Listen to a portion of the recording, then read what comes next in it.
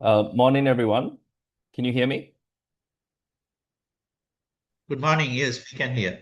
Yeah. So we'll just maybe give it a couple of minutes until a Yes, few more yes, people join. yeah. Only 15 participants still Yeah, exactly. including us. Give it a couple of minutes then.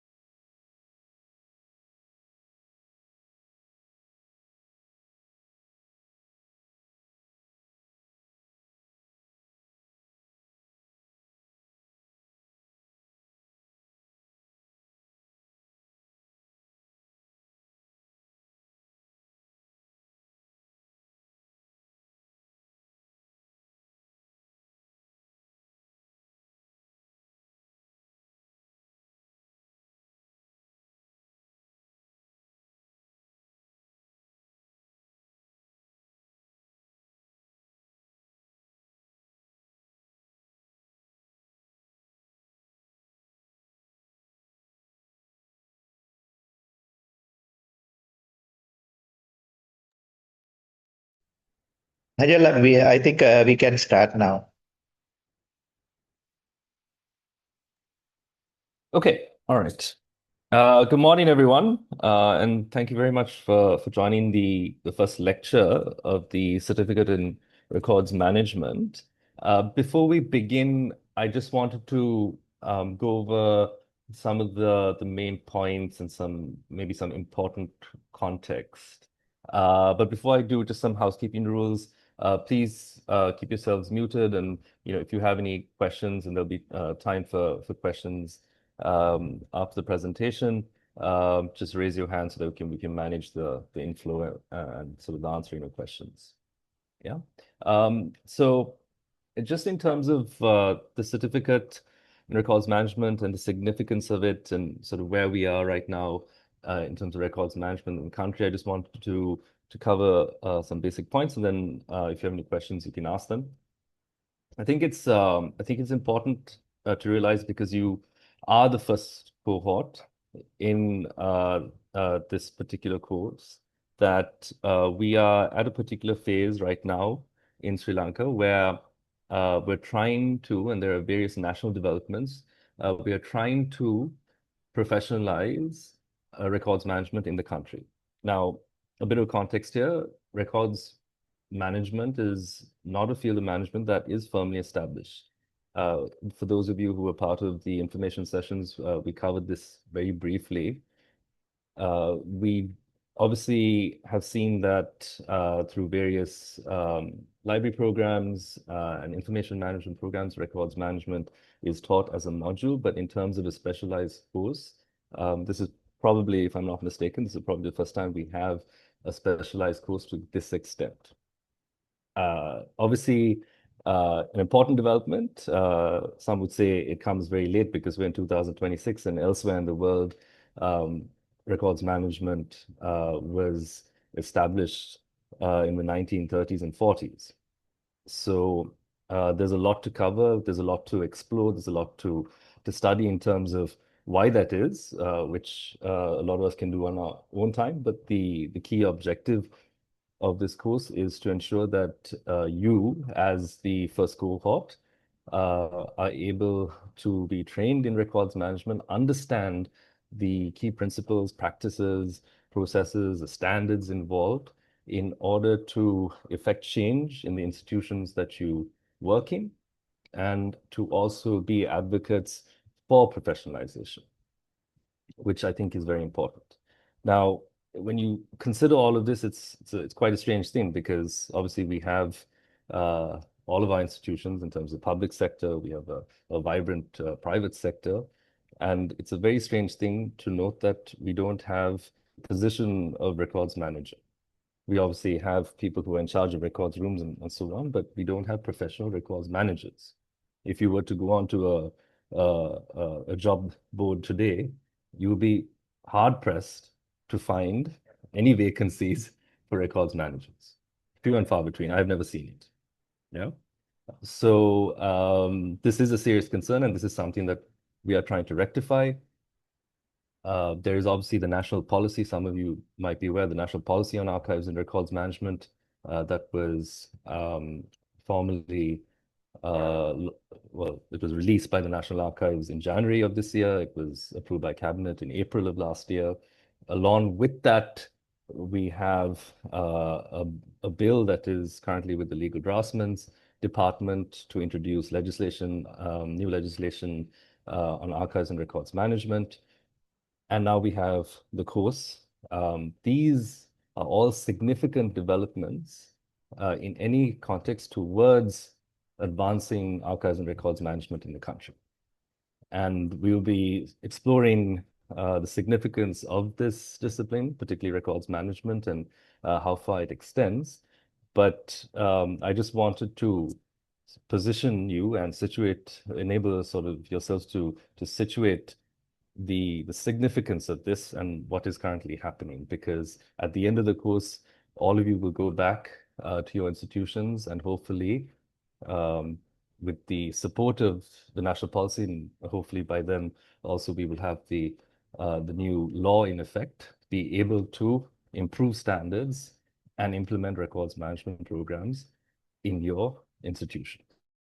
And that is fundamentally what we want in terms of a combination of both policy, law, and education. And hopefully, my wish, I think Dr.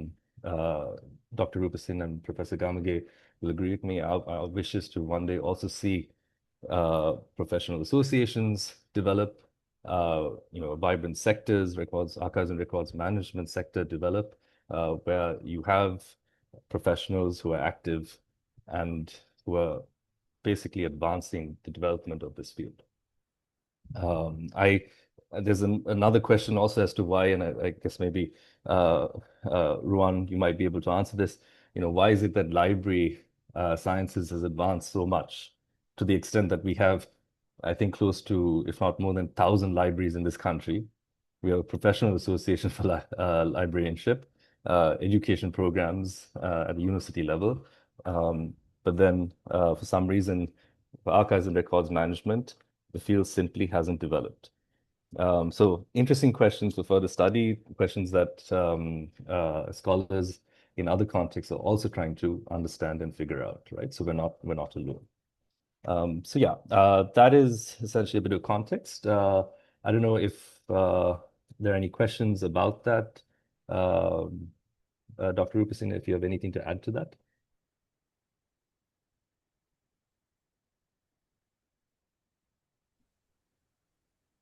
Thanks, Nigel. I think that we can also look at the policy over the course of discussing this during these sessions, and the policy is very clearly laid out in that it's easy to use. So it's not very long. Also, we try to keep it as short as possible, and it has very clear contents with certain topics that we'll be covering also in this course. මම හිතන්නේ ඔබට ප්‍රතිපත්තිය ළඟ තියාගෙනත් මේ course එක කරගෙන යනකොට ඒක පහසුවක් වෙයි. ඒ ප්‍රතිපත්තියේ සාමාන්‍යයෙන් ගොඩක් පැහැදිලිවම කරුණු දක්වලා තියෙනවා. අපි මේ පාඨමාලාව ඇතුළත කතා කරන්න බලාපොරොත්තු වන මාතෘකා සම්බන්ධයෙන්. Yes, Rachel, you can go ahead. Yeah, may I come in? Yes. මේ ඇත්තටම මේ කෝස් එක කරගෙන යනකොට ඔය දැන් ඩොක්ටර් නදීර කිව්වා වගේ ප්‍රතිපත්ති වගේ ඒ වගේ අපේ තියෙනවා මූලික ලේඛන ටික ළඟ තියාගෙන විශේෂයෙන්ම මම මේ කියන්නේ මේ සිංහල මාධ්‍ය හදාරන්න බලාපොරොත්තු වෙන අය විශේෂයෙන්ම දැන් අපි මේක සිංහල සහ ඉංග්‍රීසි දෙකෙන්ම කරන්න බලාපොරොත්තු වෙන්නේ මොකද විශාල පිරිසක් ඉන්නවා සිංහලෙන් කරන්න අවශ්‍යතාවය තියෙන. ඉතින් නමුත් අර ඉංග්‍රීසියේ වචන අපිට අවශ්‍ය වෙනවා ඒ තේරුම් ගන්න. දැන් අපි මේක කෙලින්ම අපි මේ කතා කරන දේවල් AI වලට දාලා ට්‍රාන්ස්ලේට් කරන්න ගියොත් එහෙම ඔයගොල්ලන්ට එන්නේ සම්පූර්ණ වෙනස් වචන. ඔක මේ ෆීල්ඩ් එකට විතර නෙමෙයි හැම ෆීල්ඩ් එකකටම තියෙනවා. ලයිබ්‍රරි සයන්ස් වල නම් පුස්තකාල ලයිබ්‍රරි කැටලොග් කියන එක ට්‍රාන්ස්ලේට් කරනකොට අනිවාර්යෙන් එන්නේ පුස්තකාල නාමාවලිය කියලා. ඒ කියන්නේ වැරදි එක. ඒකට වචනයක් තියෙනවා සූචිය කියලා. ඒ වගේ මේ හැම මේ ක්ෂේත්‍රයකම ඒකට අදාළ ටෙක්නිකල් ටර්ම්ස් තාක්ෂණික පද තියෙනවා. එතකොට ඒ නිසා ඒවත් එක්ක තමයි අපි ඉගෙන ගන්න ඕනේ. ඒ නිසා මම දැන් මේ ප්‍රසන්ටේෂන් එකදී අපි ඇත්තටම සිංහල මේක ට්‍රාන්ස්ලේට් කරලා දෙන්න උත්සාහ කරා. මම හිතන්නේ ඔයගොල්ලන්ට ඉස්සරහට ඒ හෑන්ඩ් අවුට් එක හැටියටත් ලැබෙයි. මොකද ඒක මුලදී ටිකක් ඒ වචන ටික හුරු කරගන්න ඕනේ.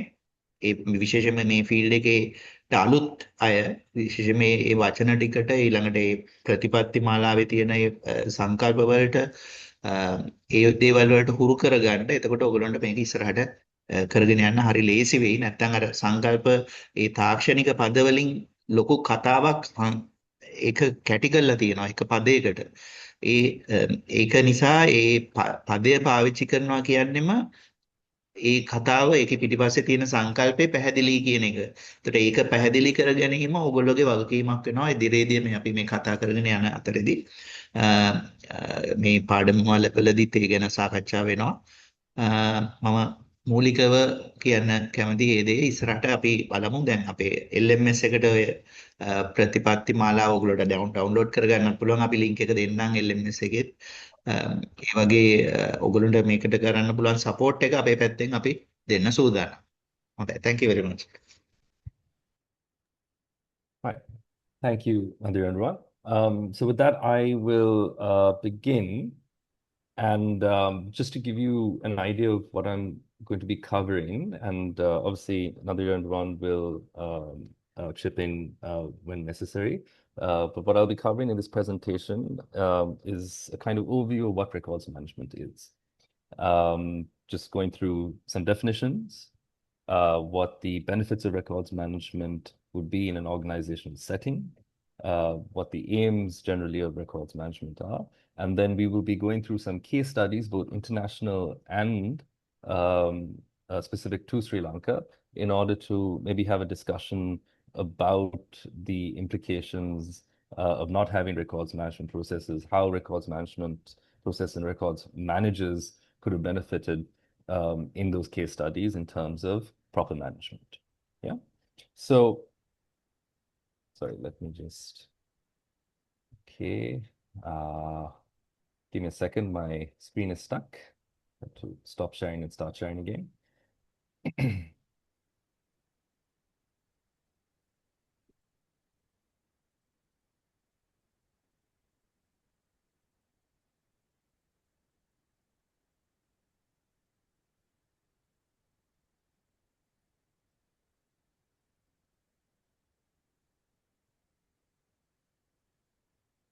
Yeah. So what we're going to start with is essentially student perspectives. That is to get you to start thinking on your own before we tell you what records management is, to get you to start thinking on what records management might be according to your own understanding now. Right? So what we're going to do is in this exercise, we'll give you 10 minutes individually to just jot down some points. And then if a few of you would be kind enough to just throw out those ideas, right? Don't worry, as far as I'm concerned, there are no wrong answers or anything like that. It's just to get everyone to think about it and to start expressing the ideas. We don't want this obviously to be those typical lectures where all three of us are just talking and you're listening. It'll be good to have some participation. So please do speak. So just if you want to spend 5 to 10 minutes just thinking about what records management is, just jot down the points on a paper in front of you, and then we'd really appreciate it if you could just tell us what you think it is. Yeah, so 5 to 10 minutes.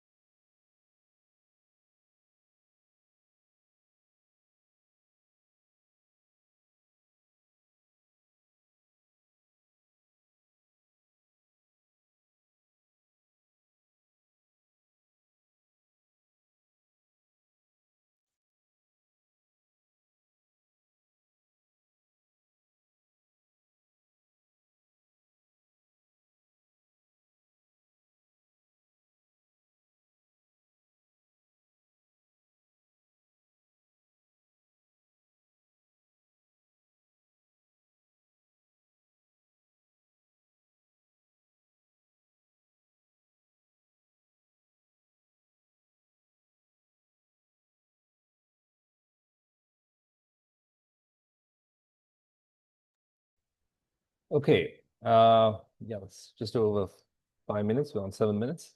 Right. So anyone want to volunteer just to express their ideas on what exactly records management is?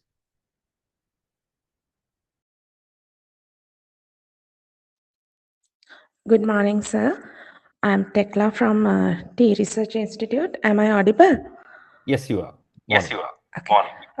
As a publication and publicity officer of the Institute, the record management, in my perspective, is in the process of creating and organizing and maintaining of the all institutional records.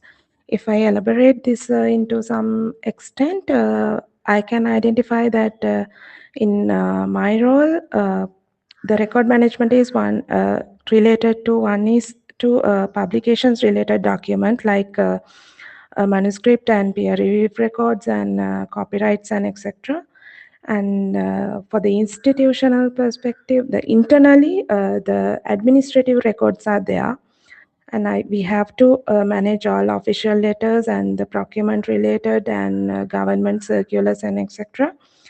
For third, institutional records are there, like historical records, historical publications specifically related to the T Research Institute, the annual reports and the journal and specific publications like centenary publications. And number four is the distribution or the sales perspective. We maintain the inventories and sales records and dispatch notes and likewise. So in the overall, we have to manage all manual, the hard copies and whatever in the digital format. All are these included into the record management. Great. Thank you for sharing. Any other comments? Different institutional perspectives? Or even individual perspectives?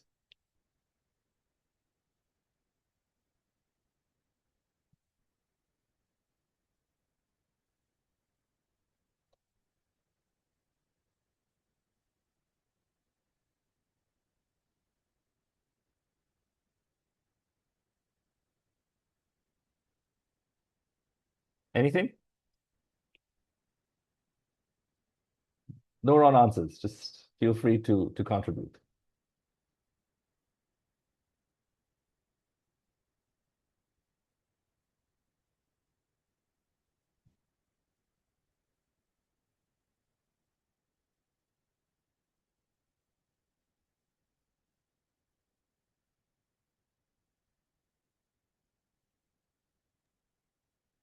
ටික ලේඛනාගාරේ ඉන්න අයට අදහසක් නැද්ද දන්නේ ලේඛන කළා කරන කියන්නේ මොකද්ද කියලා? කෙටියෙන් කියන්න කලින් අදහස. I think I am agree with hers also. Effectively and systematically control the recreation, use, maintenance, retention, and disposal of document in the government institution or any other institutions.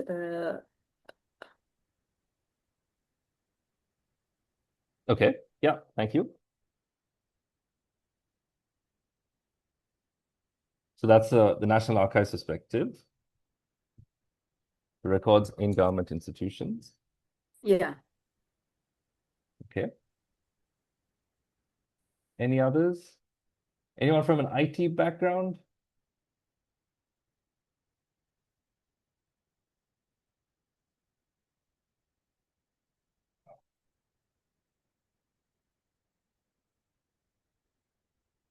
No? Okay. So we'll move on. But hopefully we can work on everyone contributing and speaking as the course goes along. Okay, I'm just going to share my screen again. Sorry, there's a slight issue and that my screen keeps on freezing, but we'll have to work through it. Okay, so I'm just going to go through some of the definitions with respect to records management so that you understand both in terms of the discipline and the field, how it is defined by practitioners, but also by institutions by, let's say, the International Standardization Organization and so on, right? So when you when you look at some of the definitions, it's not too far off from what we've been talking about so far.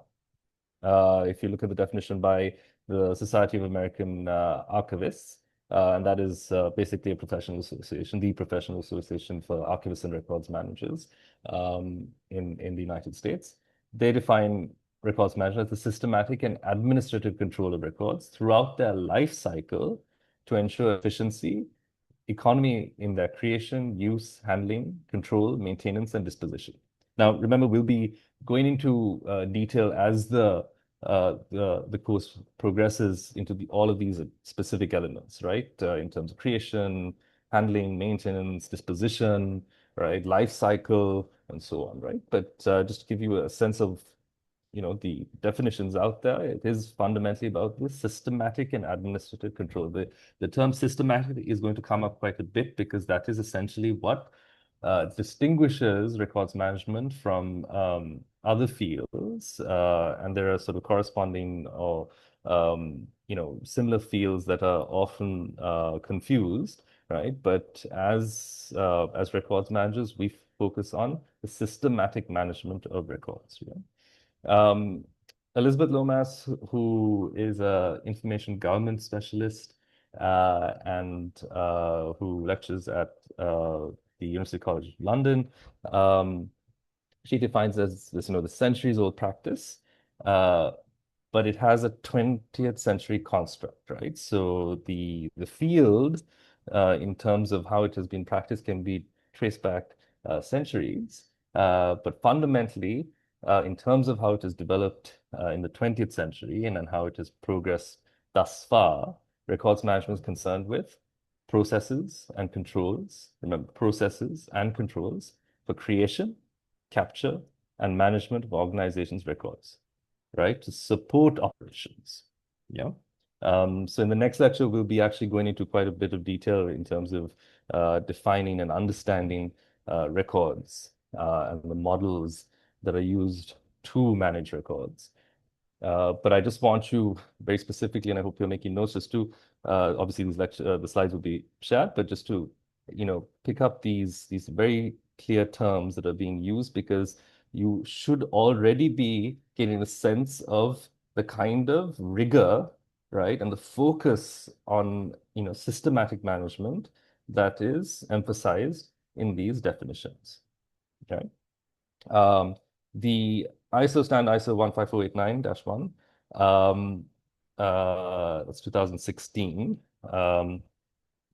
defines it as the field of management responsible for the efficient and systematic control of the creation, receipt, maintenance, use, and disposition of records. So you see from the previous definitions, you see these words still sort of being used, right? Across spaces, across, different institutions, across different practitioners.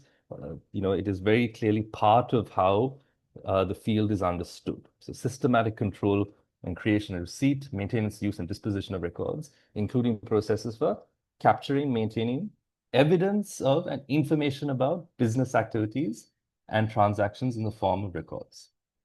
Yeah. So these are all very key points, because when we look at the definition of records in the next lecture, right, it is a very precise definition that usually does not include publications and so on, right, in terms of secondary sources. The task of records managers is to look at what is created within an organizational setting in terms of evidence and information, right, contained in records about those functions and activities and transactions, right, in terms of how organizations or institutions operate. So that means they are fundamentally primary source material, right, that essentially is direct evidence of how these organizations and institutions operate, how they function, the decisions that they make, right, the actions that they take. Yeah. So there's a bit of debate on that, and there are different schools of thought. There's a lot of discussion about how we need to combine records management and information management. There are different models that are trying to push a more holistic view, right, to combine the information aspect, because fundamentally records management is part of the information discipline. Yeah, so is archives and archival management, right? Even though we predominantly understand it from a cultural point of view in Sri Lanka and a few other countries, it is an information science, as far as I'm concerned, and a lot of other people will view it in that lens, right? But these restrictive definitions, we don't have a universal definition for records or archives, right? But these definitions definitely focus on evidence. They definitely focus on information, but fundamentally related to business activities and transactions. Yeah. It also extends obviously to individuals, right? So you can just replace business with individual activities and then individuals' transactions, right, in the form of records. Now, if we just look at this component and understanding, what the purpose of records management is, there are a number of different reasons. I've selected a few just so that we can discuss it and you also understand. And as we share the reading lists and so on, you'll notice that all of this is covered, so it'll be pretty clear. But fundamentally, just going through this, one aspect here is to ensure that records are created, captured, and classified and effectively managed, right? That is one of the very clear aims here. Yeah. Then also, and then to enable the retrieval, access, and use of records for various purposes. Now, when I say various purposes, it could be, for example, for internal accountability, external accountability. It could be for current sort of business processes. You need records to support those processes in terms of transactions with clients or with different institutions. It could be around, let's say, developing a policy, and you have an entire process around that for which records are created. But until that policy is developed and over a period of time, you need records in order to support that process, right?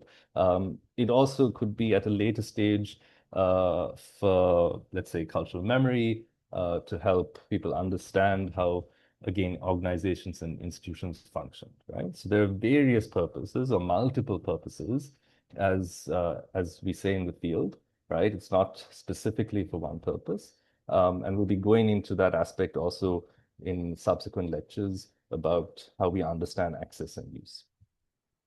There's also the aspect of trying to prevent loss, tampering, and general mismanagement, right? So in the absence of records management and these processes and controls, right? And fundamentally also people, right? So I think throughout this course, it's very important to understand and again, think of yourselves and position yourselves, because we can have the best systems and so on, but fundamentally we need human resources. We need records managers to make those decisions, to manage records, right? So there's always going to be a human component that is needed, right? But all of these things combined also have to work towards preventing loss, preventing sort of malicious aspects in terms of people tampering or trying to even destroy records. And that has happened and continues to happen. And it's the general mismanagement of fundamentally not doing anything or not taking any action, and then letting these records, either succumb if they're born digital records, either become sort of obsolete in terms of formats, or generally become susceptible to digital decay. Yeah. So this issue is very serious because this is what we see across the board in a lot of public sector institutions, right? In terms of how records are managed. And I think Nadira can speak to that a bit more, and especially if there are questions about that. This is not to point fingers or anything. The reason why it is like that is because we don't have the established field. We don't have professional records managers who are able to be the first line of defense against these very serious risks. Yeah. The next point is about increasing the efficiency of institutional business operations. Again, this should be very clear. If you have records that are accessible, that are usable, interpretable, they support these business operations. If they're not available, obviously you might have inefficient business operations. You can again relate to that in terms of, fundamentally trying to access a public sector service and not being able to find the records that are required in order to execute a task, which then leads to issues in terms of citizens and their requirement for services, and then also the ability of the institution and its reputation, right, to be able to function effectively, right? So all of this combined and instituting a proper records management program increases efficiency. To that point, I must say, and we will have plenty of opportunities to discuss this, we're all aware of this massive digitalization drive that has picked up over the last year and a half, 2 years. Digitalization is essentially about taking processes and services that are currently sort of physical or analog in form and turning them into digital services or digital processes, right? In order to increase efficiency in terms of how citizens, the general public can access services. Now, digitalization is not going to solve the issue of bad records management or non-existent records management. Fundamentally, you can digitalize your entire institution, but if the core, if the fundamental unit of your institution, which is the record, right, is not managed properly, then there's going to be an issue. We've had these discussions. I've spoken to various developers, people who are currently supporting government operations around digitalization. And slowly they're starting to realize that there is a bit of a bottleneck here because all of this is done for the sort of service orientation, but they're finding that because you have a mass, right, of records over decades that haven't been managed properly, they're not able to actually effectively operationalize a lot of these digitalization services because there are issues in terms of retrieval, in addition to the other risks in terms of digital security, cybersecurity, and so on. Yeah. So important to keep in mind that, and again, as the first cohort, like I said, you become advocates for this. You still need systematic records management, and digitalization is not going to solve that unless it is considered together with records management. Yeah. And that conversation needs to happen, right? I've been having these discussions in other contexts, similar issues about how you have entire systems, processes that are led by the IT sector, but unfortunately, it does not interface with records management. The issue is in those contexts, they have a stronger lobby, right? Because they have professional associations, they're able to counter, they're able to put it on the agenda. Here in Sri Lanka, we are struggling to do that because we don't have that strong lobby. We don't have these professional associations who can say, hey, wait a minute. What about records management? Yeah, so that's important to remember. The other aspects about preventing unauthorized destruction and the unnecessary retention of records. Again, we'll go into this in a lot of detail in subsequent lectures, but you will be taught what exactly retention is, retention and disposition, how to come up with the schedule and so on. But at one point, unauthorized destruction, which again happens, it is pretty pervasive across the public and private sector. There is a book that was released by the RTI Commission, a handbook for practitioners. And in that, there is a section that describes several cases about records that are not available or that were requested, but the public institution has either destroyed them or they cannot be found. Yeah. I think, again, Nadira can speak to this, but there is no way records can be destroyed unless it is authorized, right? Unless there's a regulation that permits that destruction, right? All of that is part of records management processes. So if you do have vital records that have been destroyed, and suddenly citizens require them, you're increasing legal liability issues, again, reputational issues, but you're also affecting citizens' rights. On the other side, obviously, you have the unnecessary retention of records that don't necessarily have any sort of, let's say, enduring value. They could have a specific retention period for, let's say, under the RT Act, up to, let's say, 12 years, right? You could decide as an institution to keep it longer for whatever reason, but keeping it for longer results in this massive backlog of records that obviously increases your costs of keeping them or maintaining them and so on, especially so with the paper, but also with bond digital records.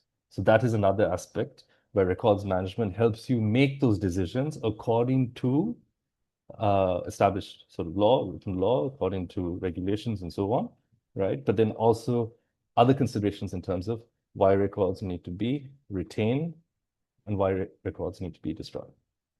Yeah.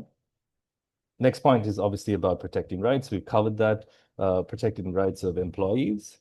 Yeah. So records, let's say you have, as an employee, if an institution hasn't kept your records and you require it for whatever purpose, it could affect your rights. It could affect your career and so on. So this is an issue. I've come across several cases.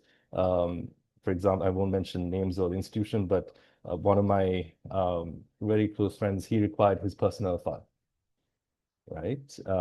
And he went to the relevant institution to get that file, and that file was misplaced. Yeah, it was misplaced, and it took that institution roughly 2 to 3 months to find it. No excuse for that, because that is direct evidence that the records management processes are not up to par. Similarly, with clients and with customers and so on, it is important that records are kept, right? So that in general, there is an adherence to the general idea of being able to protect people's rights, which is also established in law. You might also require records management to prove compliance, that you've done something, that you've taken actions, and that you made decisions. Think of, let's say, EPF, ETF, think of internal policies and so on. If you're challenged, you need to be able to prove that you've done something. If you haven't created the record or if you haven't maintained the record, then you as an office bearer or as an institution are placed at risk. Yeah, so you need proper records management in order to prove compliance. And then you also need to defend against internal and external liabilities. So internal liabilities could be from employees or any other issue that crops up internally, but also external liabilities in terms of relationships with other institutions, people who would say that the institution hasn't done X, Y, and Z, but if you have records to say that you've taken appropriate action and so on, right, you'll address the issue of liability immediately. Yeah. And then to obviously, in general, ensure accountability and transparency. We cover that. There's an aspect of internal accountability, but also external accountability. So internal in terms of your position within organizations and how organizations are run and hold the employees to account, but then also how the general public would hold you to account in terms of any decisions, actions that you make. And then general idea of transparency, and that's obviously linked to RTI legislation and so on.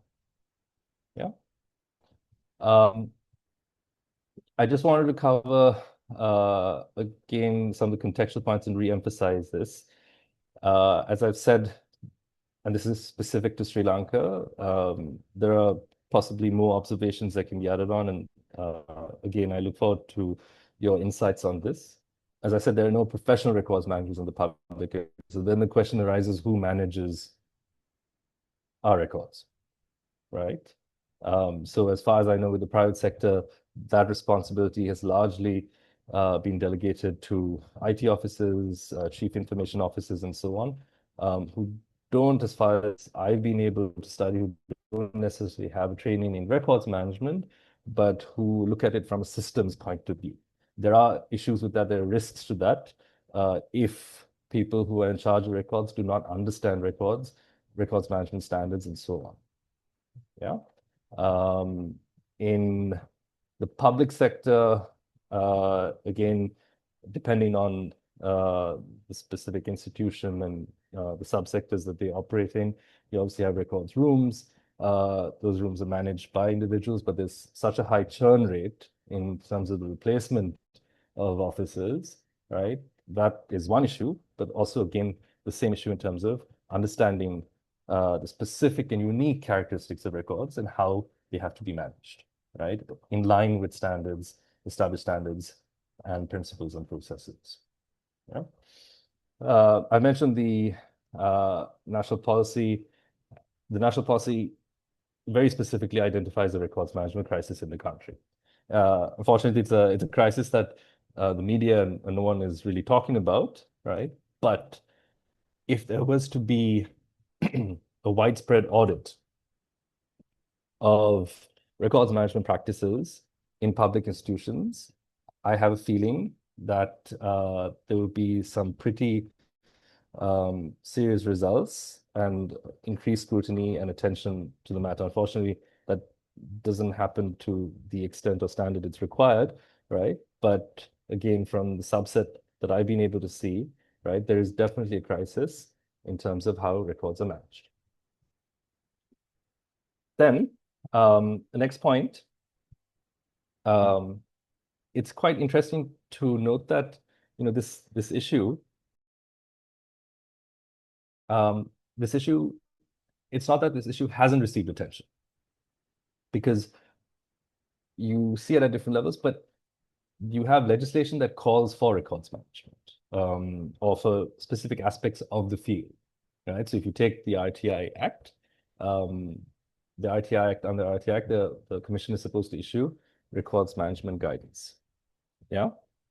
There's an issue with that again, because technically National Archives, as the apex institution, should be issuing records management guidance, right? But it's established in law.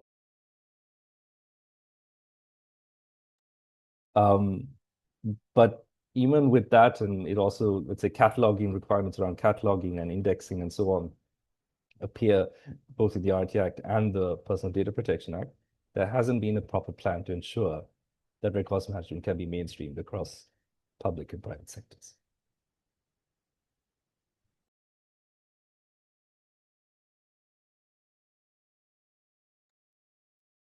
Sorry,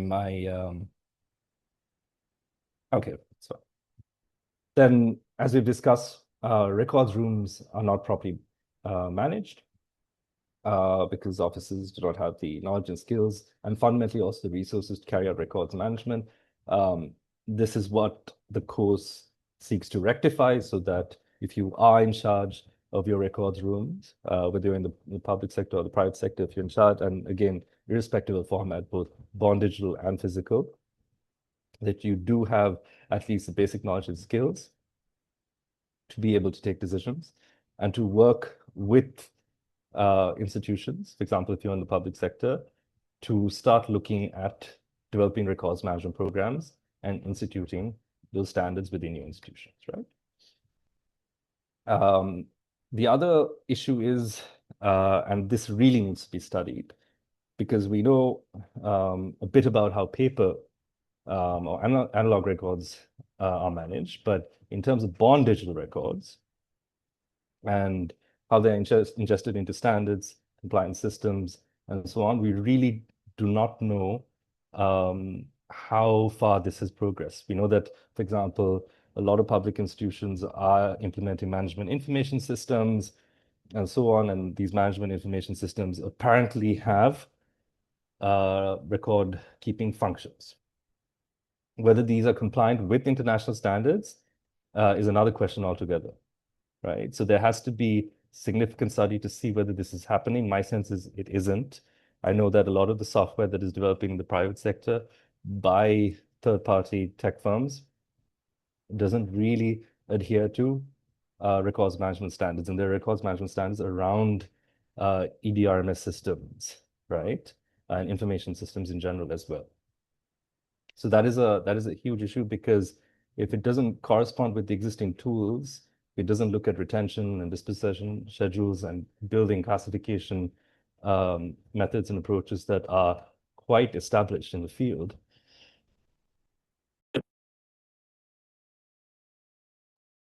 Beg your pardon. Then these systems are not going to be fit for purpose.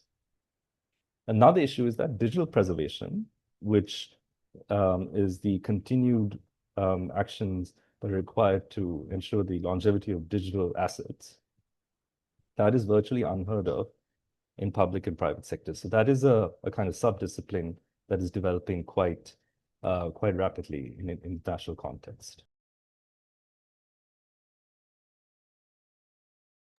Just to elaborate on that, you know, with digitization and so on, it is very easy to lose material. I would argue, once it is in digital form. The risks are far greater. I'd say that paper is far more stable and resilient, whereas digital material, if it's sort of kept haphazardly around offices, if there's another flood similar to the cyclone, you're looking at complete loss. If you're not familiar on how to sort of manage, let's say, hard drives and so on, right?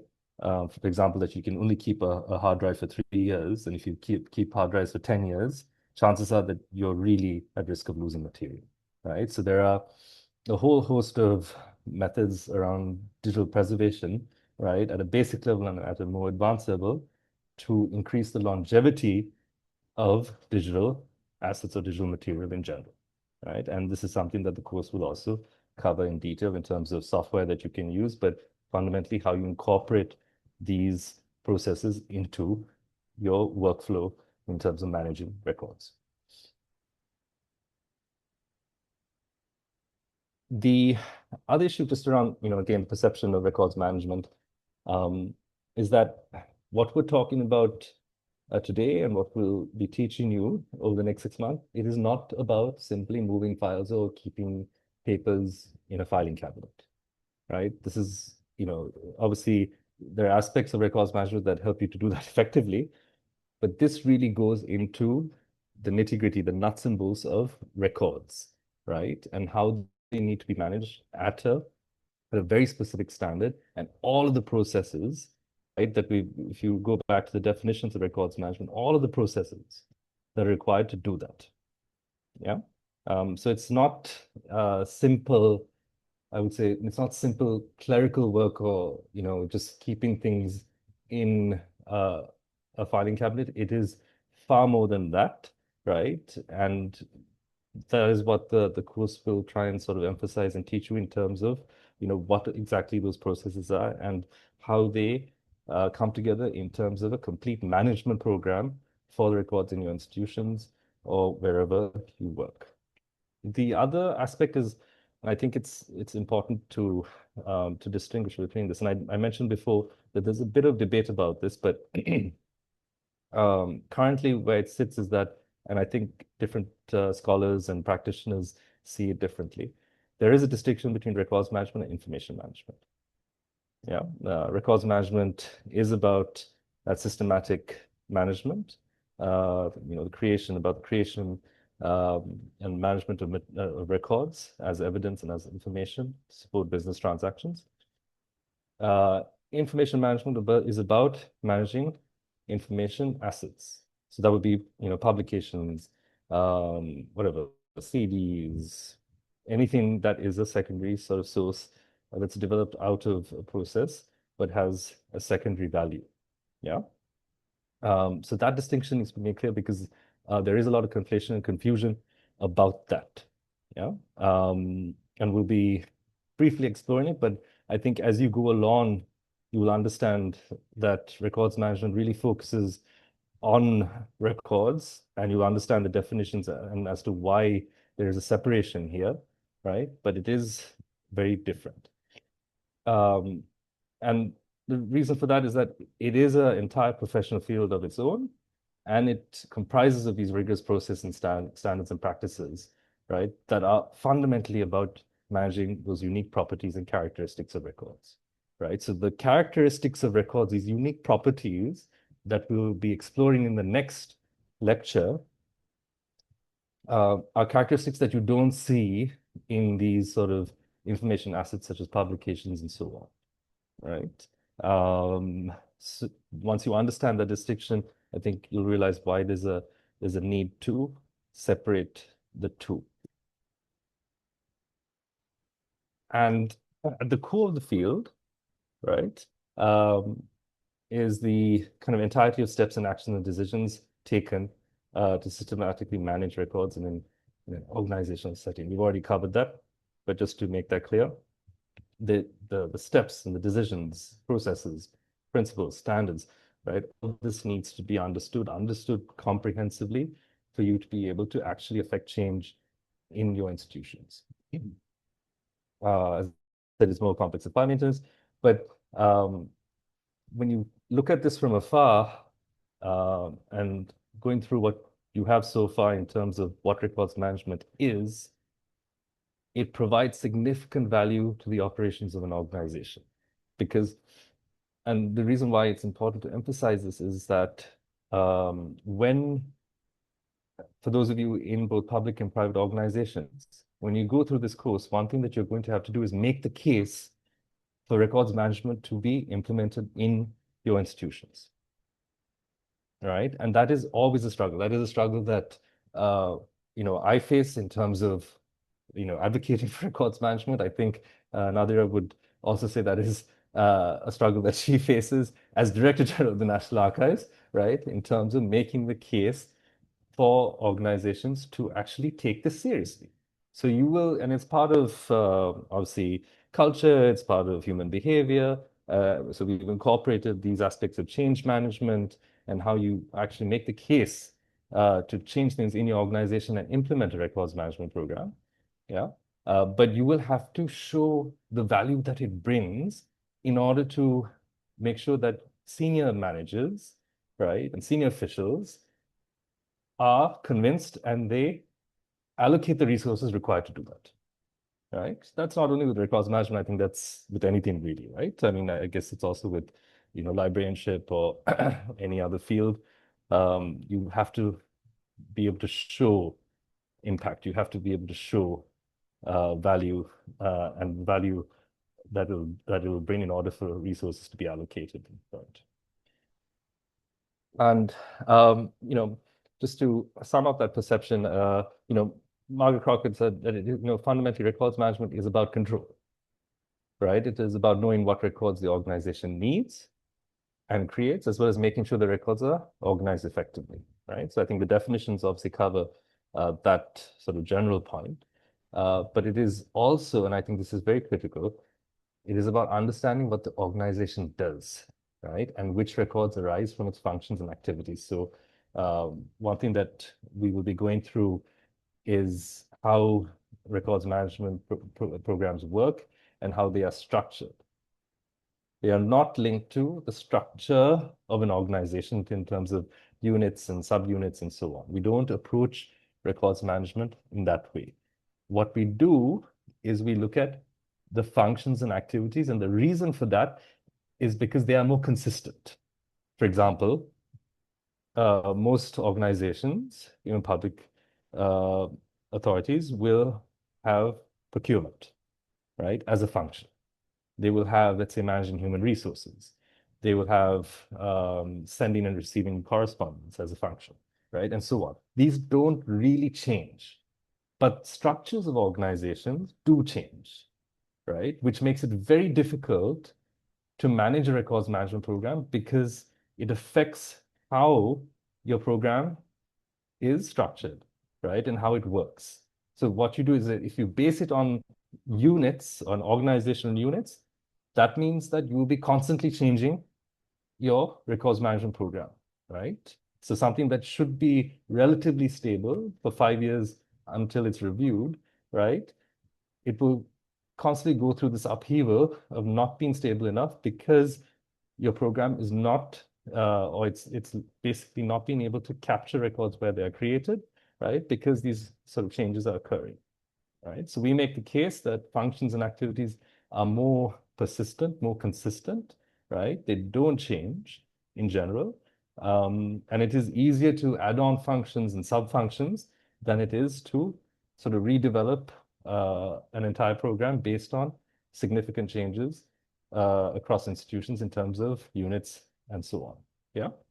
This is very clear when you look at, let's say, gazettes and so on, because over a period of time, let's say 30, 40 years, whether it's a ministry or a department or whatever, you will see how those institutions have changed, right? Functions have stayed consistent in general, but the structure and engaging in restructuring and so on, yeah, that generally changes over time.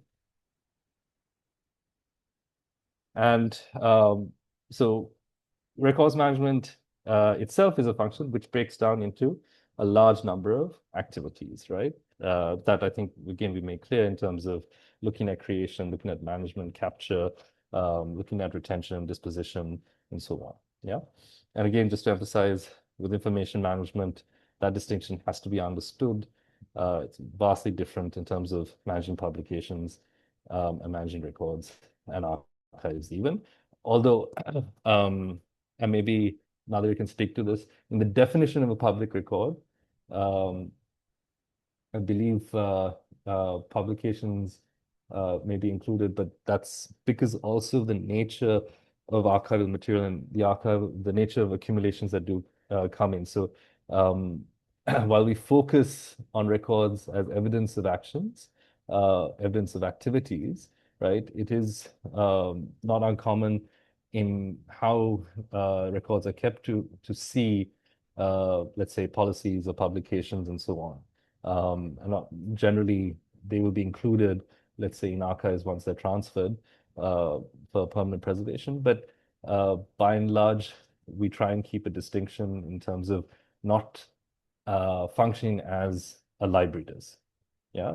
Again, these models, they've also shifted. It is not sort of uncommon internationally to see special collections or an archives function within a library, right? But in terms of how we see and how we approach the field, we do draw these separations in terms of what material we're working with. And I've already mentioned this just about how it's important to position record keeping or records management as something that is part of information studies. This is entirely my personal position. There are maybe people who disagree with me, but I believe the cultural tag, or seeing this as archives and records management as purely cultural, is a disservice and is a way not to advance the field, especially in a country like Sri Lanka, where we don't have firm roots.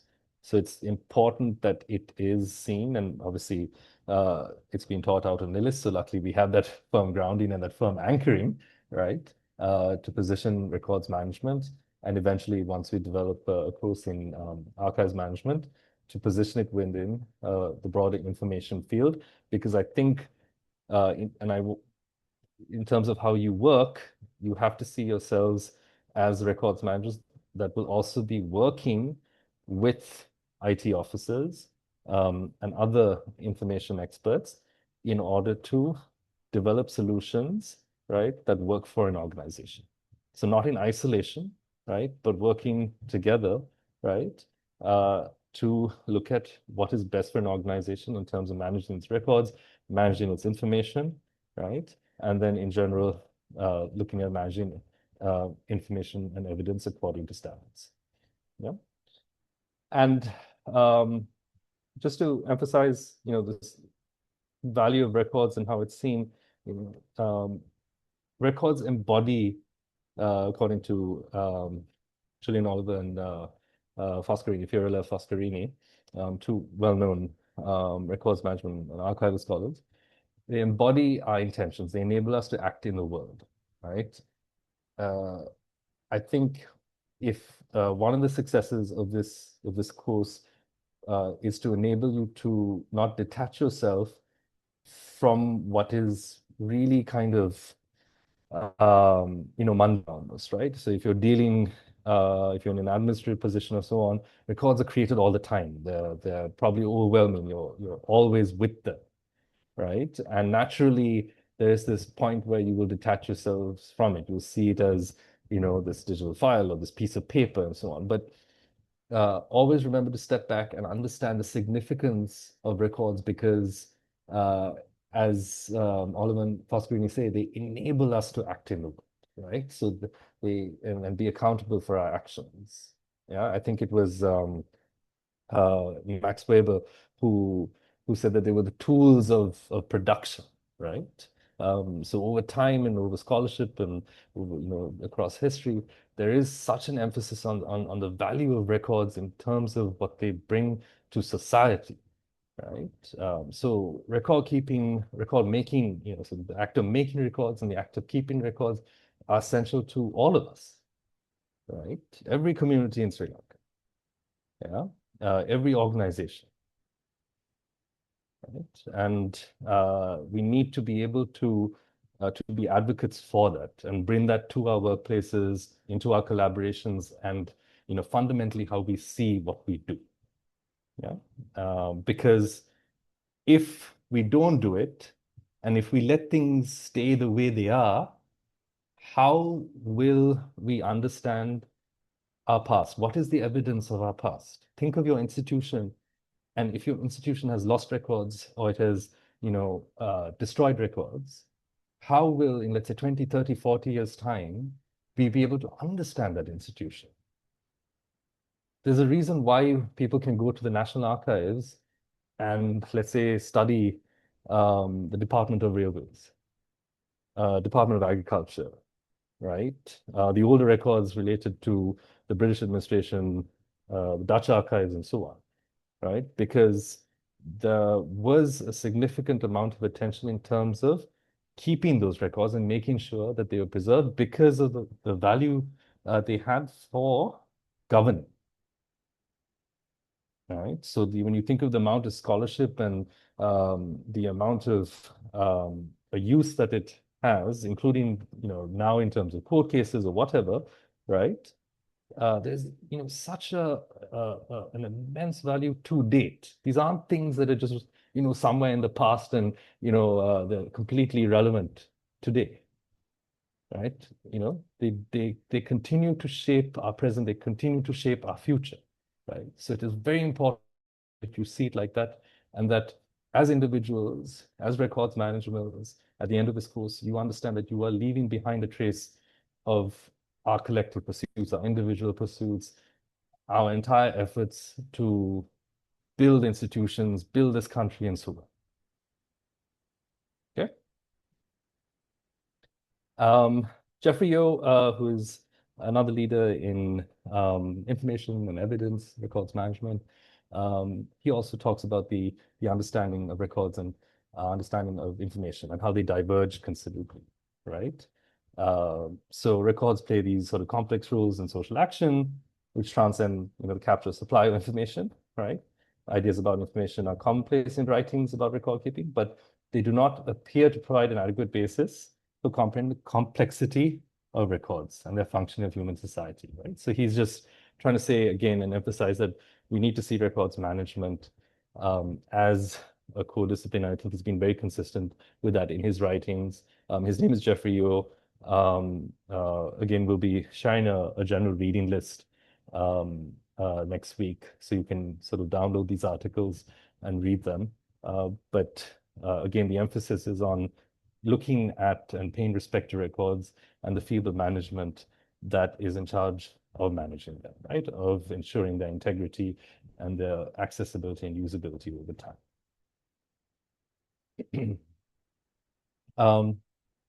So as I said, record keeping has different aims, different scope, and has to remain distinct as a practice, right?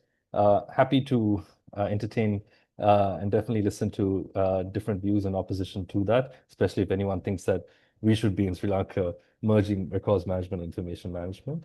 But generally, that is the position that many people take, that they have to be distinct. But there are certain sort of practical considerations in terms of also understanding that, when we talk about records management, we're looking at creation, we're looking at all these processes and standards, but we're also looking at contextualization, right? And that is really also what distinguishes records management from any other field of management related to information and so on, data, whatever, right? Because what we have to do is contextualize.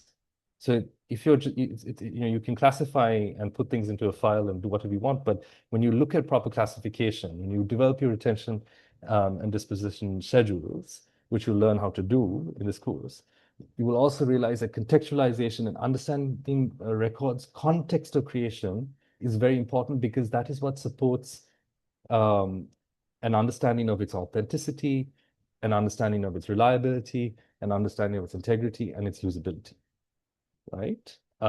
Once you contextualize and you provide evidence of that context of creation, right, users then know, and users writ large, there could be internal users and external users, right? So users within your organizations, but also others who are researchers or the general public, they know where this record was created, when it was created, and by whom. All of this is very important, right? This is what we capture generally in metadata, right? Because that is what supports, right, really the integrity and the use value of a record. Yeah. So the argument is that, information management is concerned with these propositions and so on, right? It is concerned with just making information, extractable, but it's divorced from context, right? Whereas record keeping, yeah, is fundamentally about these contextualized acts of assertion that generated them. And it is very important that we focus on context. So that's something also that we'd like you to remember, right? That in addition to all of these standards, principles, which we'll be discussing, there is also the real sort of importance of context, and that is broken down into those fundamental questions of, where, why, when, and by whom. Okay. So I will just go through some of the aims. Some of these we've already discussed, but when we look at the aims of records management, one of the aims and critical aims is to design and set up secure systems, to set up procedures and services to capture and maintain, retrieve, and dispose of the records necessary, and to provide reliable evidence of activities and decisions. So you'll notice again a similarity with the definition of records management, but that is an aim, right? To set up secure systems, to set up procedures and services to capture, maintain, and retrieve records. We've covered operational efficiency in records creation, but also equally important is access, right? So remember, records aren't created in isolation of the importance of access, both internal and external, right? You have to be able to access records, you have to be able to retrieve records. And that is a very important component, because when you think of it, a record's use is really derived from its access. If you don't make a record accessible, then there is no use value to it, right? It's there, right? But when it is made accessible, right, that use value is activated, right? So it's important to also think about that in terms of how that impacts your institutions in terms of operational efficiency. And it could be records that no one really knew existed, but that could have a value for an organization, right? And the reason why no one knew they existed is because they haven't been properly described or classified, right? So they're not discoverable, they're not retrievable.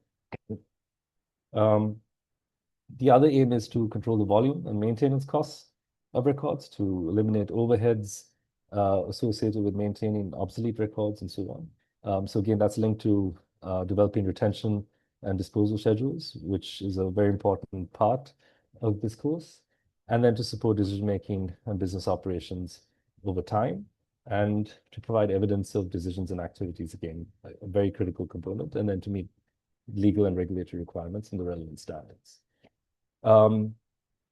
So that covers, what records management is, what are its aims, what are its benefits, right? What I'd like to do now is talk about some case studies.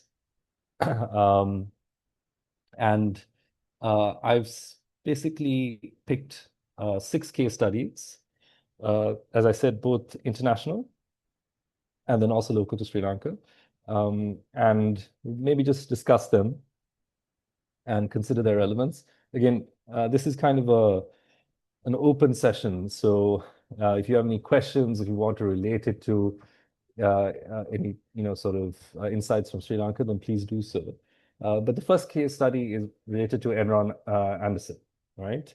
So I don't know if you remember this, at least people who were born during that time, but Enron was an energy corporation in the US, and in 2001 there was this massive case of internal fraud, right? So lots of manipulation of accounts and so on, affecting shareholders, and it became a huge legal case.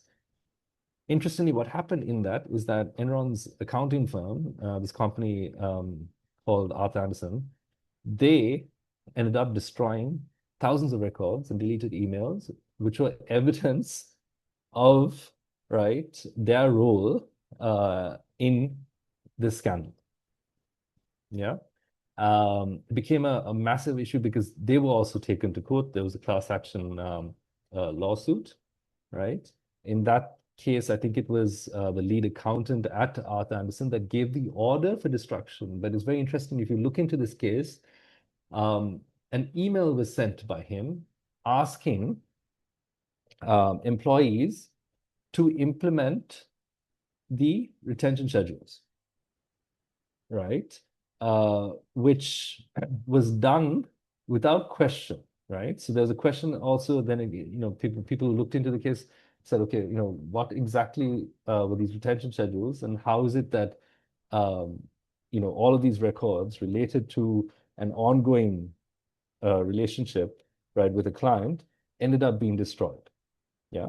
Now that accountant, an auditor who basically gave the order, he ended up admitting in court that he obstructed justice, right? Because there was an ongoing case at the time. And he was, I believe he was convicted, he lost his license and so on.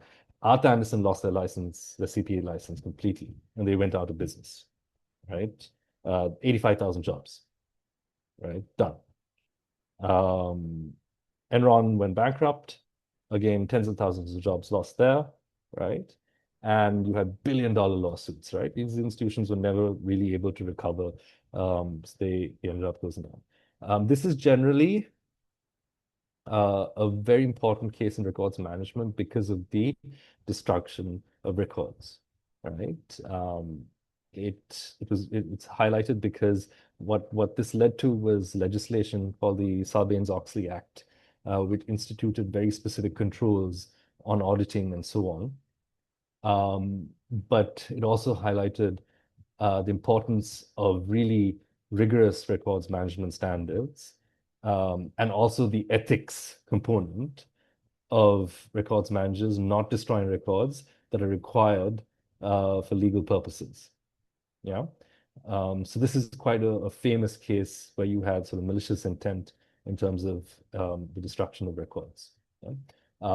As I said, in Sri Lanka, we've had similar cases. We know that records have been destroyed. It's just that we haven't had this much or a high-profile case to really shake up sectors, right? As far as I know.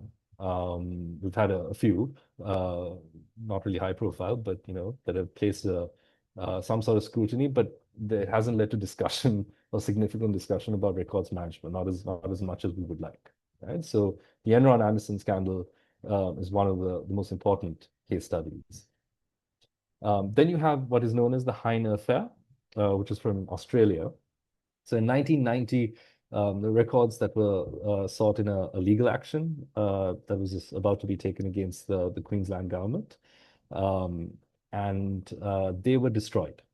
So they were destroyed at the direction of the cabinet, and with the approval of the Queensland state archivist. Again, apparently he allegedly was kept unaware or ignorant of the legal proceedings. So he had to take, so the destruction had to be approved by the state archivist, but apparently the government did not tell him that there was a potential legal case that was developing, and there was obviously, it involved cabinet members, right? And there was an extensive case here. There was, I believe, a parliamentary report as well that recommended criminal action against members of cabinet, right? So a pretty serious case. The case was also around sort of the allegations of mismanagement and child abuse at a youth center, right? And so there's this massive cover up here. So there again, in terms of records management processes and so on, and how records shouldn't be destroyed if you have ongoing cases. There were various issues around how there were gaps in law, right, that led to this, which is why the state archivist made that decision, right? But then also how you deal with malintent in terms of here, in this case, government actors trying to cover up a case and then obviously affect a legal outcome for affected persons. Yeah. So yeah, that was the Heine Affair. Again, quite a popular case study. Again, spotlighting the importance of systematic records management, but the imposition of controls linked to law to prevent this kind of manipulation and obstruction to justice. Then you had the other case study, which is around the destruction of FBI records. Another very interesting case where in the 1970s, the records of criminal files, right, were destroyed, right? And so these cases had been closed for 5 years. Again, there was high-level approval for destruction. And the National Archives had also agreed to it, right? But there was a lot of opposition, including by agents within the FBI, right, who said that there was a lot of information in those files that was still of use in terms of confidential sources, informants, and so on, that were required for other investigations, right, and cases. So this again spotlighted and the questions that were raised were about records management, again, the criteria for decision making, right? So, you know, they took it in terms of national security, but generally, okay, fine, there's a 5-year period, these cases are being closed, we don't need to keep tens of thousands of case files. But usually what happens is, and a popular option is to review your retention decision, right? Because, as I said, the use value of record has to be considered from different aspects. So it's very hard to take a decision around destruction because you have to consider different aspects, review it, right? If you're in a public sector institution, it is best also to make it public that and have a period of time for public input around destruction, because you simply don't know what these records could be used for. In the case of criminal case files, you can imagine that they might be important for ongoing investigations, right? But there is that aspect of not destroying it because it might be required, right? So it's not as simple as just clinically following a retention decision that says destroy.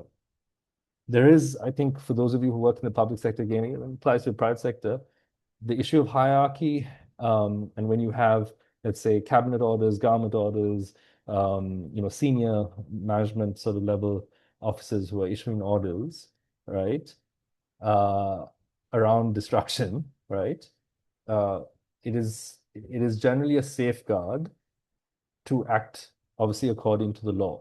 And that law and the legal requirements for keeping records, but also your institutional requirements around reviewing and always being cautious about it is reflected in records management processes, right? Those records management processes and protocols that are developed carefully and with consideration to accountability, and liability and so on. Yeah. So these cases, for example, with the FBI records, even with the Heine affair, you have, top level government actors, state actors approving destruction, right? But obviously there is the issue of intent, right? In the FBI case, it's just not knowing what's in the files, not scrutinizing it properly. Okay. More recent case studies around destruction of USAID records, which was undertaken under the Trump administration. So USAID, as some of you know, was a state agency that was effectively shut down with huge consequences all over the world. But what was also going on was that classified documents were being destroyed at their headquarters at the Reagan Building in Washington, D.C. So they were using both shredders and burn bags. And what happened was the Secretary of USAID at the time had just sent an email saying that all classified documents needed to be destroyed. All right. So again, the issue of records management protocols, the involvement of the National Archives and Records Administration actually having to approve it, right, which is also established in law, right? All of this was overlooked. Yeah. Again, it raised scrutiny internally by professional associations and so on, but I think a lot of it was destroyed. Yeah. But the question that was raised again was about records management protocols, whether they're being followed. So in this case, in previous cases, by having stronger programs, records management programs, having these retention schedules in place, the protocols in place, acting within the law, but then also being able to review your actions and your decisions are essentially a safeguard, right, against various decisions that might be taken out of ignorance, but also again out of this intent to just get rid of records, which has, as we've sort of explored, severe consequences for, obviously individuals, but also in terms of how institutions function, because no one knows what was in those classified files except the officers who have now all been dismissed. And their significance for operations, their significance for accountability, whether they have a role to play, excuse me, in a possible kind of re-establishment of USAID and so on. These are all questions that are up in the air.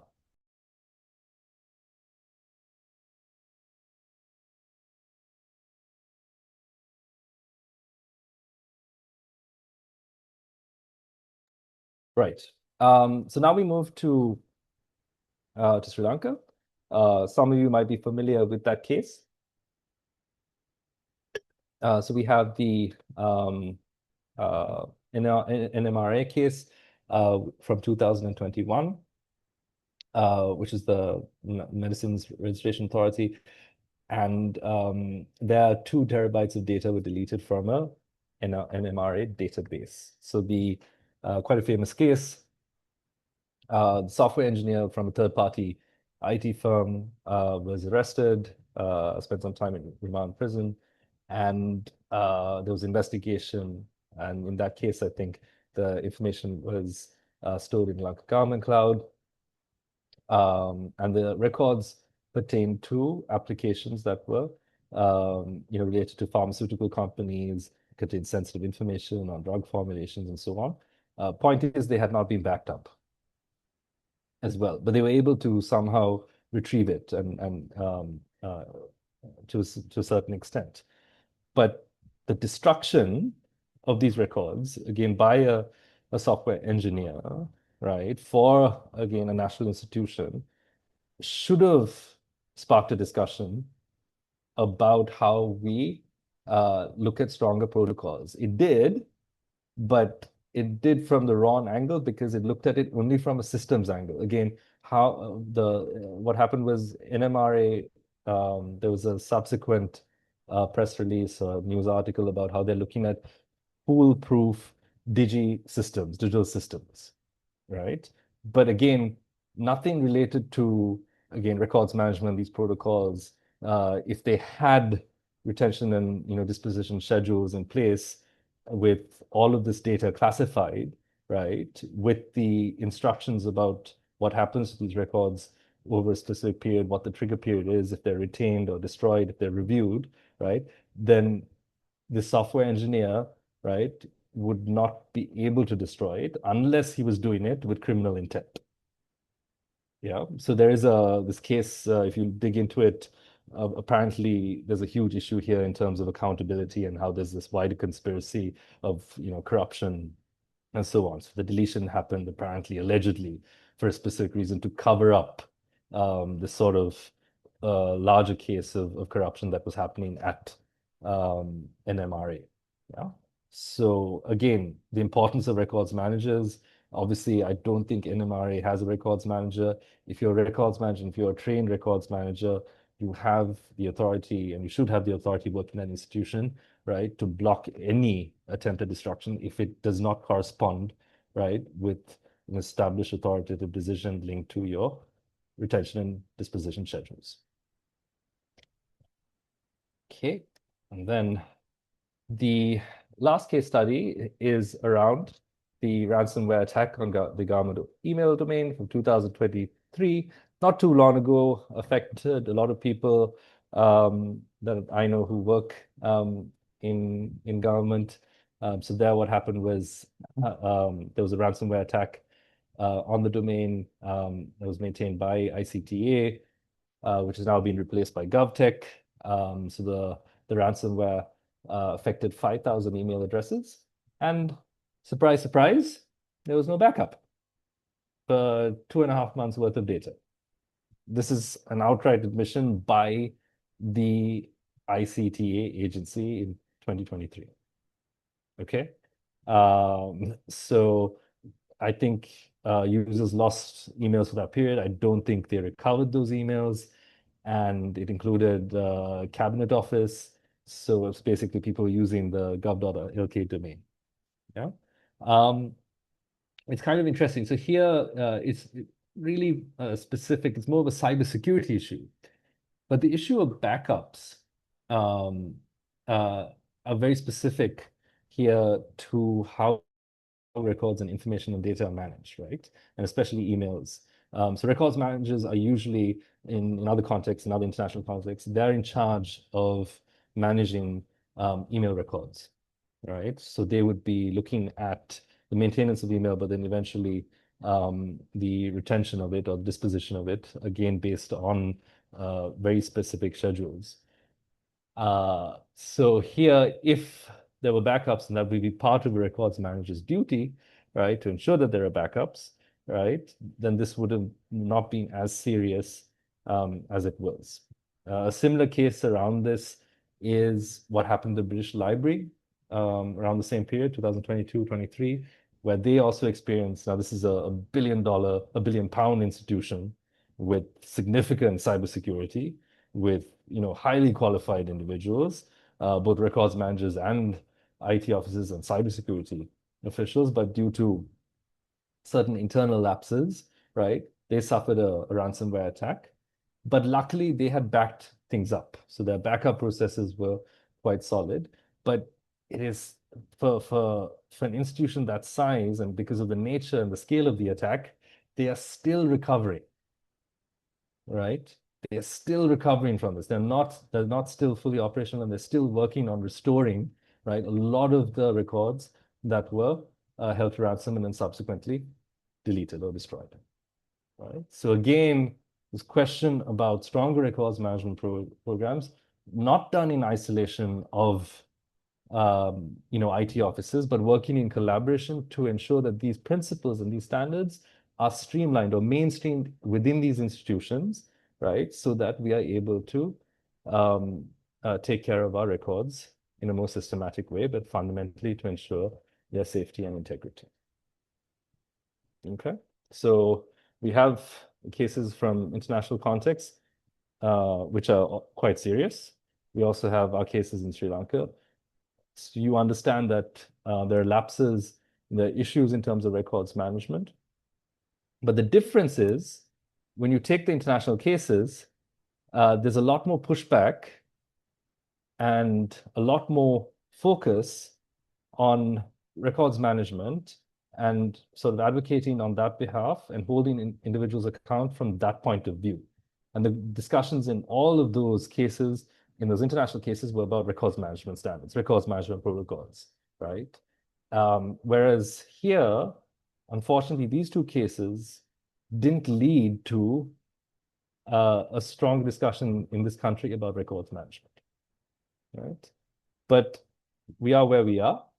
And now we have a certificate course in records management, which will address some of these aspects and will teach you core principles and protocols and standards and so on, so that you can prevent things like this from happening. But as I mentioned, most importantly, that you're working in cooperation, right, with the stakeholders in your institutions to be able to sort of act as the first line of defense, but also to be able to act professionally in terms of management of records. Okay, so sorry, that is the translation of that case study. I'll stop there. And I don't know, Nadira, Ruan, do you have anything to add?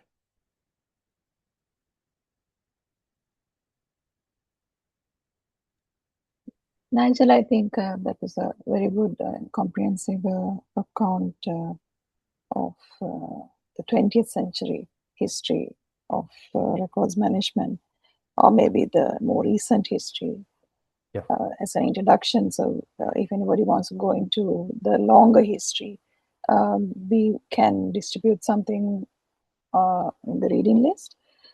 But what is important is that we are building skills for records managers as they are working in their institutions. And so the current literature is important, and giving precedence to that is a good idea for this for the purposes of this course. If there are questions, should we take some questions now, or what should we do? Ruan, is there anything else you want to add? No, actually, yeah, that is a comprehensive introduction. So the most important thing is how our participants of this course think about it, and if they have anything to add into the discussion, we'll see. So because it should be an interactive thing, because otherwise we are just it'll be a one-way delivery. So it should be a very interactive session. So all participants, please talk and add your sometimes the inferences about these, and you might have your own opinions and also the experiences, because you are not empty. You have all your own experiences, so that also can be shared. Yes, and I think if they can also use the chat to ask questions. I saw already a couple of people had messages, but we had missed them for the earlier question that was asked. Chat එක පාවිච්චි කරලත් ප්‍රශ්න ඉදිරිපත් කරන්න පුළුවන්. එතකොට අපිට ඒ සම්බන්ධයෙන් කතා කරන්න පුළුවන්. ඔබගේ අදහස් අත්දැකීම් හුවමාරු කරගන්නවා නම් මේ සංවාදයට ගොඩක් හොඳ වෙනවා.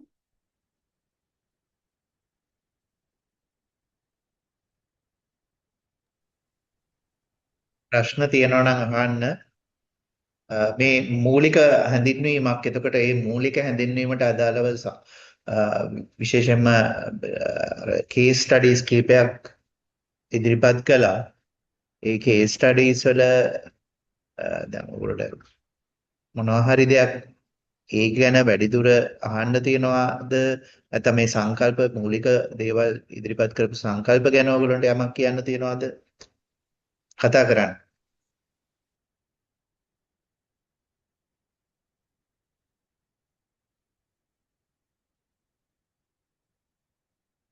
තමන්ගේ ආයතන වල ලේඛන කළමනාකරණය කරගෙන යනකොට යන ගැටලු සම්බන්ධයෙන් කරුණු ඉදිරිපත් කරන්න පුළුවන්. ඒ ආයතනයේ නම කියන්නේ නැතුව කතා කරන්න ඔබට අවස්ථාවක් තියෙනවා. ඒ තොරතුරු අපි එළියට දෙන්නේ නැතිව කටයුතු කරන්න බැඳෙනවා අපි සියලු දෙනාම.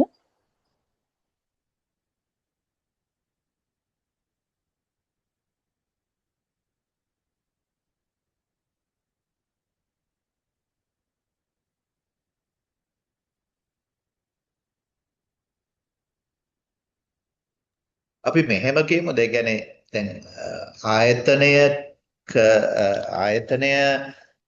ගැන කතා කරන දේවල් අපි කියන්නේ අඩුපාඩුවක් වැරැද්දක් කතා කරනවා නම් අපිට ඒක එහෙම කරන්න අවශ්‍ය නැහැ. නමුත් අපි සමහරවිට ස්ට්‍රෙන්ත් එකක් තියෙන්න පුළුවන්. නේද? ඒ වගේ දෙයක් මම හිතන්නේ මේ අපි මේ කතා කරන දේ මේ ක්ලාස් එකට සීමා වෙනවා. මේක අපි ෂෙයා කරන්නේ පබ්ලික් ෂෙයා කරන්නේ අපි මේක YouTube එකේ ප්‍රයිවට් ලින්ක් එකක් හැටියට තමයි ඔයගොල්ලන්ට රෙකෝඩින් එක හම්බ වෙන්නේ. එතකොට ඒක පබ්ලික් ෂෙයා කරලා නැහැ. ඒතර ඕන දෙයක් ඔයගොල්ලෝ මේ ක්ලාස් එක ඇතුලේ කතා කරන්න පුළුවන්. ඔයගොල්ලෝගේ එක්ස්පීරියන්ස් මට හිතෙනවා මට පෞද්ගලිකව හිතෙන දේ තමයි ආයතනය එක්ක කතා කළොත් සමහරවිට ඒක කන්ටෙක්ස්ට් එකක් එනවා. ඒක ආයතනයෙන් මොකක් වගේ ආයතනකද මොන වගේ වැඩක්ද කියන එක ડોක්ටර් නාදීර මොකද හිතන්නේ ඒ ගැන? ඔව් ඒක ගැටලුවක් නෑ කොහොමද. අනිත් එක දැන් අපි දැන් නයිජලු කියපු දේ තමයි ඇත්තටම මේ හැම ආයතනයකම ලංකාවේ අපිට දැන් තියෙන අත්දැකීම් අනුව රෙකෝඩ්ස් මැනේජර්ස්ලා ඉඳලා නැති නිසා ඒ කියන්නේ පුහුණුලත් රෙකෝඩ්ස් මැනේජර්ස්ලා ඉඳලා නැති නිසා තමයි අපි මේ සියලුම ප්‍රශ්න වලට මේ අර්බුදයට මුහුණ දීලා තියෙන්නේ. ඒතර ඒ කෝණයෙන් දැකිනකොට ඇත්තටම කාටවත් අපි ඇඟිලි දික් කරන්න නෙමෙයි බලාපොරොත්තු වෙන්නේ. ඒ තැන් ඒ දුෂ්කලමනාකරණය වෙලා තියෙන තැන් අඳුනගෙන ඒ දුර්වලතා අඳුනගෙන ඉදිරියට යාමට තමයි අපි මේ කෝස් එකක් පටන්ගෙන තියෙන්නේ. ප්‍රතිපත්තියත් නිකුත් කරලා තියෙන්නේ ඒ ආරමුණින්.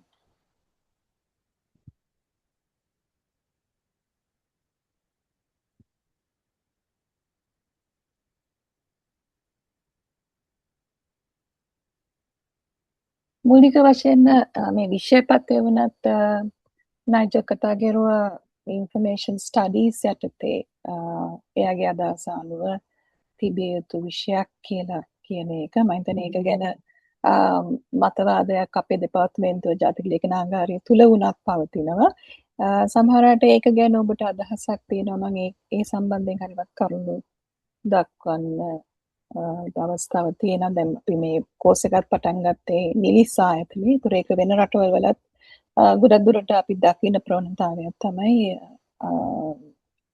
ඉන්ෆර්මේෂන් ස්ටඩීස් යන විෂය පතේ යත්තේ මේ විෂය ආකයිව්ස් ඇන්ඩ් රෙකෝඩ්ස් මැනේජ්මන්ට් නැත්නම් රෙකෝඩ්ස් මැනේජ්මන්ට් උගන්වන්න ප්‍රවණතාවයක් තියෙනවා. කවුරුවත් ඒකට විරුද්ධ මතයක් දරනවද? ආකයිව්ස් මැනේජ්මන්ට් ගැන විශේෂයෙන්ම කතා කරනකොට ඒක ගොඩක් දුරට සංස්කෘතික පැතිකඩක් තියෙන නිසා ඒ සංස්කෘතික මාතෘකාවක් හැටියට සලකන්න ඉඩ තියෙනවා. හැබැයි අපි දකින දේ තමයි ඒ ලේඛන දැන් අද බිහිවන ලේඛන තමයි පසු කාලීනව ඒක නයිජලුත් කිව්වා පසුව ඒ සඳහා සංස්කෘතික වටිනාකමක් එකතු වෙනවා. හැබැයි මේ මොහොතේ තියෙන ලේඛනයේ ඒ ලේඛනයේ තියෙන වටිනාකම අපි මනින්නේ වෙනස් විදියකට. ඒතර ඒක කාලයක් ගියාට පස්සේ තමයි ඒ සංස්කෘතික වටිනාකම බොහෝ දුරට එක්වන්න ඉඩ තියෙන්නේ. අපි පොදු අධිකාරිවල ලේඛන ගත්තොත් විශේෂයෙන්ම.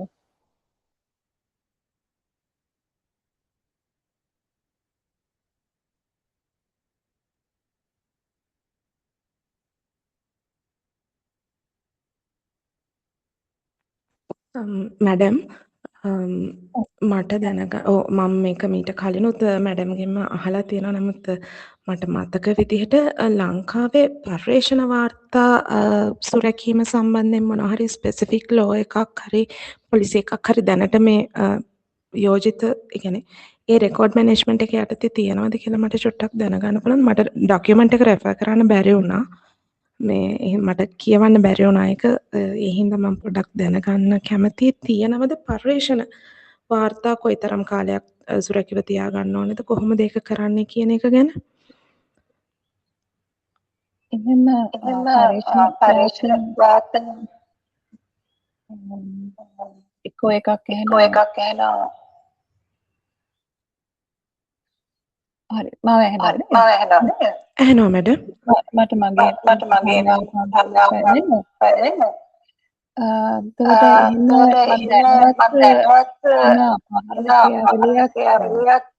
ජාතික ලේඛනාගාරයෙන් එනට පර්යේෂණ අදහස් කෙරුවේ අපි හිතමු ඒක ඩිසර්ටේෂන් එක, තීසිස් එක, මාස්ටර්ස් තීසිස් එක, PhD තීසිස් එක ඒ විදිහටද නැත්නම් කොමිටුවක් විසින් විශේෂයෙන් පත් කරපු කොමිටුවක් විසින් ඉදිරිපත් කරන පර්යේෂණයක්ද? නෑ මැඩම්. දැන් අපි හිතමුකෝ පර්යේෂණ ආයතනයක් කියලා. අපි ඒ පර්යේෂණ ආයතනය ගත්තොත් ඒ ආයතනයේ අමූලාරම්භයේ ඉඳලම අද වෙනකන් තියෙන රෙකෝඩ්ස් අපි ඒක කොහොමද සංරක්ෂණයට ගෙනියන්නේ? එතනදී අර දැන් අපේ පොලිසි එකක් තියෙනවා, ඉන්ටර්නලි පොලිසි එකක් තියෙනවා. යම්කිසි පර්යේෂණයක ඒ වාර්තාවන් පබ්ලිකේෂන් එකක් විදිහට එළියට යන්න පුළුවන් සහ නිර්දේශයක් විදිහට එළියට යන්න පුළුවන්. නමුත් ඒ පර්යේෂණයේ සමහරලාට දෙපාරක් තුන්පාරක් කරන්න පුළුවන්. එක අවුරුදුවල කෝපරේට් ප්ලෑන් එකත් එක්ක ඒක ලයින් වෙන්න පුළුවන්. ඒ වගේ වෙලාවකදී ඒ පර්යේෂණ වාර්තා දැන් සමහර ඒවා අසාර්ථක මේ පර්යේෂණ තියෙනවා, සමහර ඒවා සාර්ථකයි. එතකොට ඒ දේවල් මෙන්න මෙච්චර කාලයක් සුරැකියව දැන් ඇඩ්මිනිස්ට්‍රේටිව් රෙකෝඩ් එකක් නම් අවුරුදු 10ක් තියන්න, 5ක් තියන්න, 7ක් තියන්න වගේ නියමිත කාලයක් තියෙනවා. නමුත් අර වගේ දෙයක් ගැන හරියටම ඒක කොහොමද කරන්නේ කියලා මොනතරම් කාලයක් තියාගන්න ඕනේද කියන එක ගැන එහෙම මොකක් හරි ගයිඩ්ලයින් එකක් මොකක් හරි තියනවද මැඩම්? මට දැනගන්න ඕන ඒ පැත්තෙන්. දැනට එහෙම ගයිඩ්ලයින් එහෙම අපහරණ ක්‍රියාවලියක් ඒ සඳහා අපි ගොඩනගන්න ඕනේ. ඒ දැන් මේ විදිහටම ඒක ගැන සාකච්ඡා කරලා දැන් TRI එකේ එහෙම බිහිවන පර්යේෂණ වාර්තා සම්බන්ධයෙන් ගත යුතු ක්‍රියාමාර්ගය කොහොමද කියන එක ගැන එහෙම අපහරණ ක්‍රියාවලියක් ගොඩනගා ගන්න පුළුවන්. මම දන්නේ ප්‍රොෆෙසර් රුවන් එහෙම එකක් යුනිවර්සිටි සිස්ටම් එක ඇතුළත තියනවද කියලා? මෙහෙම මම පොඩ්ඩයි ඒකට මේ යම්කිසි පිළිතුරක් දෙන්න පුළුවන්. දැන් මෙහෙමයි. අපි මෙතනදී අර archives and records කියන concept එකම මුලින් හරියටම ඒක තේරුම් ගන්න වෙනවා. ඒකේ දැන් රෙකෝඩ් එකක් කියන්නෙම ලේඛනයක්. රෙකෝඩ් එකක් කියලා කියන්නේ ඒක යම්කිසි business transaction එකක evidence එකක් වෙනවා. ඒ කියන්නේ ඒ විදිහට සැලකුවොත් එහෙම අර පර්යේෂණ වාර්තාව කියන එක report එකක් හැටියට එළියට එනවා කියන්නේ එක්ක ඒක published වෙන්න ඕනේ, නැත්නම් අපි කියනවා grey literature කියලා. ඒ කියන්නේ ඒක commercial publisher කෙනෙක් publish කළා නැහැ. හැබැයි ඒක ආයතනික වාර්තාවක් හැටියට තියෙනවා. දැන් එතකොට ඒක එතනදී මූලිකම දේ මට තේරෙන විදිහට ඒක රෙකෝඩ් එකක් නෙමෙයි. ඒ රෙකෝඩ් එකක් නම් වාර්තා ඒ කියන්නේ ලේඛනයක් කියන රෙකෝඩ් එකක් නම් ඒකට යම්කිසි බිස්නස් ට්‍රාන්සැක්ෂන් එකේ එවිඩන්ස් එකක් තමයි ඒක. දැන් අපි හිතමු වාර්තාව නිර්මාණයේදී කාට හරි මේක පවරීමේ ලිපියක් තියෙනවා. මේ ඒ කියන්නේ පරේක්ෂණය කරන එක කවුද කරන්න කියන එක පැවරීමේ ලිපියක් තියෙනවා. ඒක රෙකෝඩ් එකක්. හැබැයි ඒ අය මේක ඉවර කරලා කියලා ආයි බාර දෙනකොටත් අපිට ඒකේ ඒක වාර්තාවක් හැටියට බාර දෙනවා. නමුත් ඒකත් එක්ක ලියුමක් තියෙනවා. ඒකත් රෙකෝඩ් එකක්. ඒ වාර්තාව පබ්ලිකේෂන් එකක්. මම වැරදි නම් මේ නිවැරදි කරන්න මේ ඩොක්ටර් නදීරා නයිජල් දෙන්නම ඒක එතකොට ඒක පබ්ලිකේෂන් එකක්. ඒක පබ්ලිකේෂන් එකක් අර රෙකෝඩ් එකක් මට්ටමට ගිහිල්ලා නැහැ. රෙකෝඩ් එක තමයි කවදා හරි ආකයිව් එකකට යන්නේ. එතකොට රෙකෝඩ් එක අපි යම්කිසි කාල සීමාවකදී තීරණය කරනවා මෙතනින් එහාට මේක ආකයිව් එකක්. ඒ කියන්නේ ඒ අධිලේඛනයක් බවට පත් වෙනවා කියලා. එතකොට ඒ process එකේ නෙමෙයි අර publication එක තියෙන එක වෙනම decision එකක් ගන්න ඕනේ. අපි ඒක තියාගන්නවද නැද්ද කියන්නේ. publication එකක් හරි නැත්නම් grey literature එකක් හරි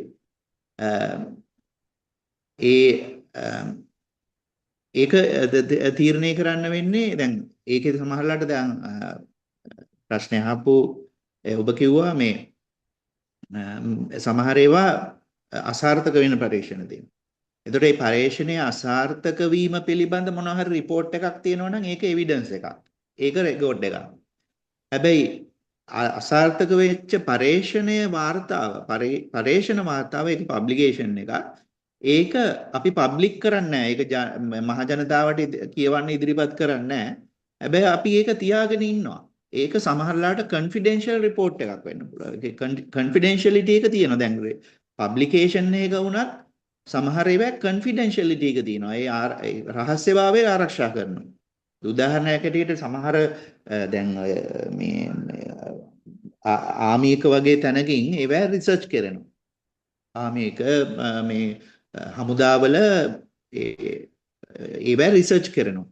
ඒ රිසර්ච් ගොඩක් සෙන්සිටිව්. ඒවා සාමාන්‍යයෙන් ඒ රිසර්ච් වල සාමාන්‍යයෙන් දැන් එහෙම අය මාස්ටර් එකකට නැත්නම් PhD එකකට කරන රිසර්ච් ඩිසර්ටේෂන් එක ඒක රහස්‍යභාවය ආරක්ෂා කරලා තියාගන්න ඕනේ. ඒක සාමාන්‍යයෙන් දැන් පුස්තකාලයට එනවා ඒ වගේ ඒවා. පුස්තකාලයට ආවයන් පස්සේ පුස්තකාලේ ලයිබ්‍රේරියන්ගේ කබඩ් එකක ලොක් කරලා තමයි ඒක තියෙන්නේ. මොකද ඒක එතනින් එහාට යවන්නේ නැහැ. එතන පබ්ලික් ડોකියුමන්ට් ඒක අඩු ගානේ කැටලොග් එකකටවත් එන්නේ නැහැ.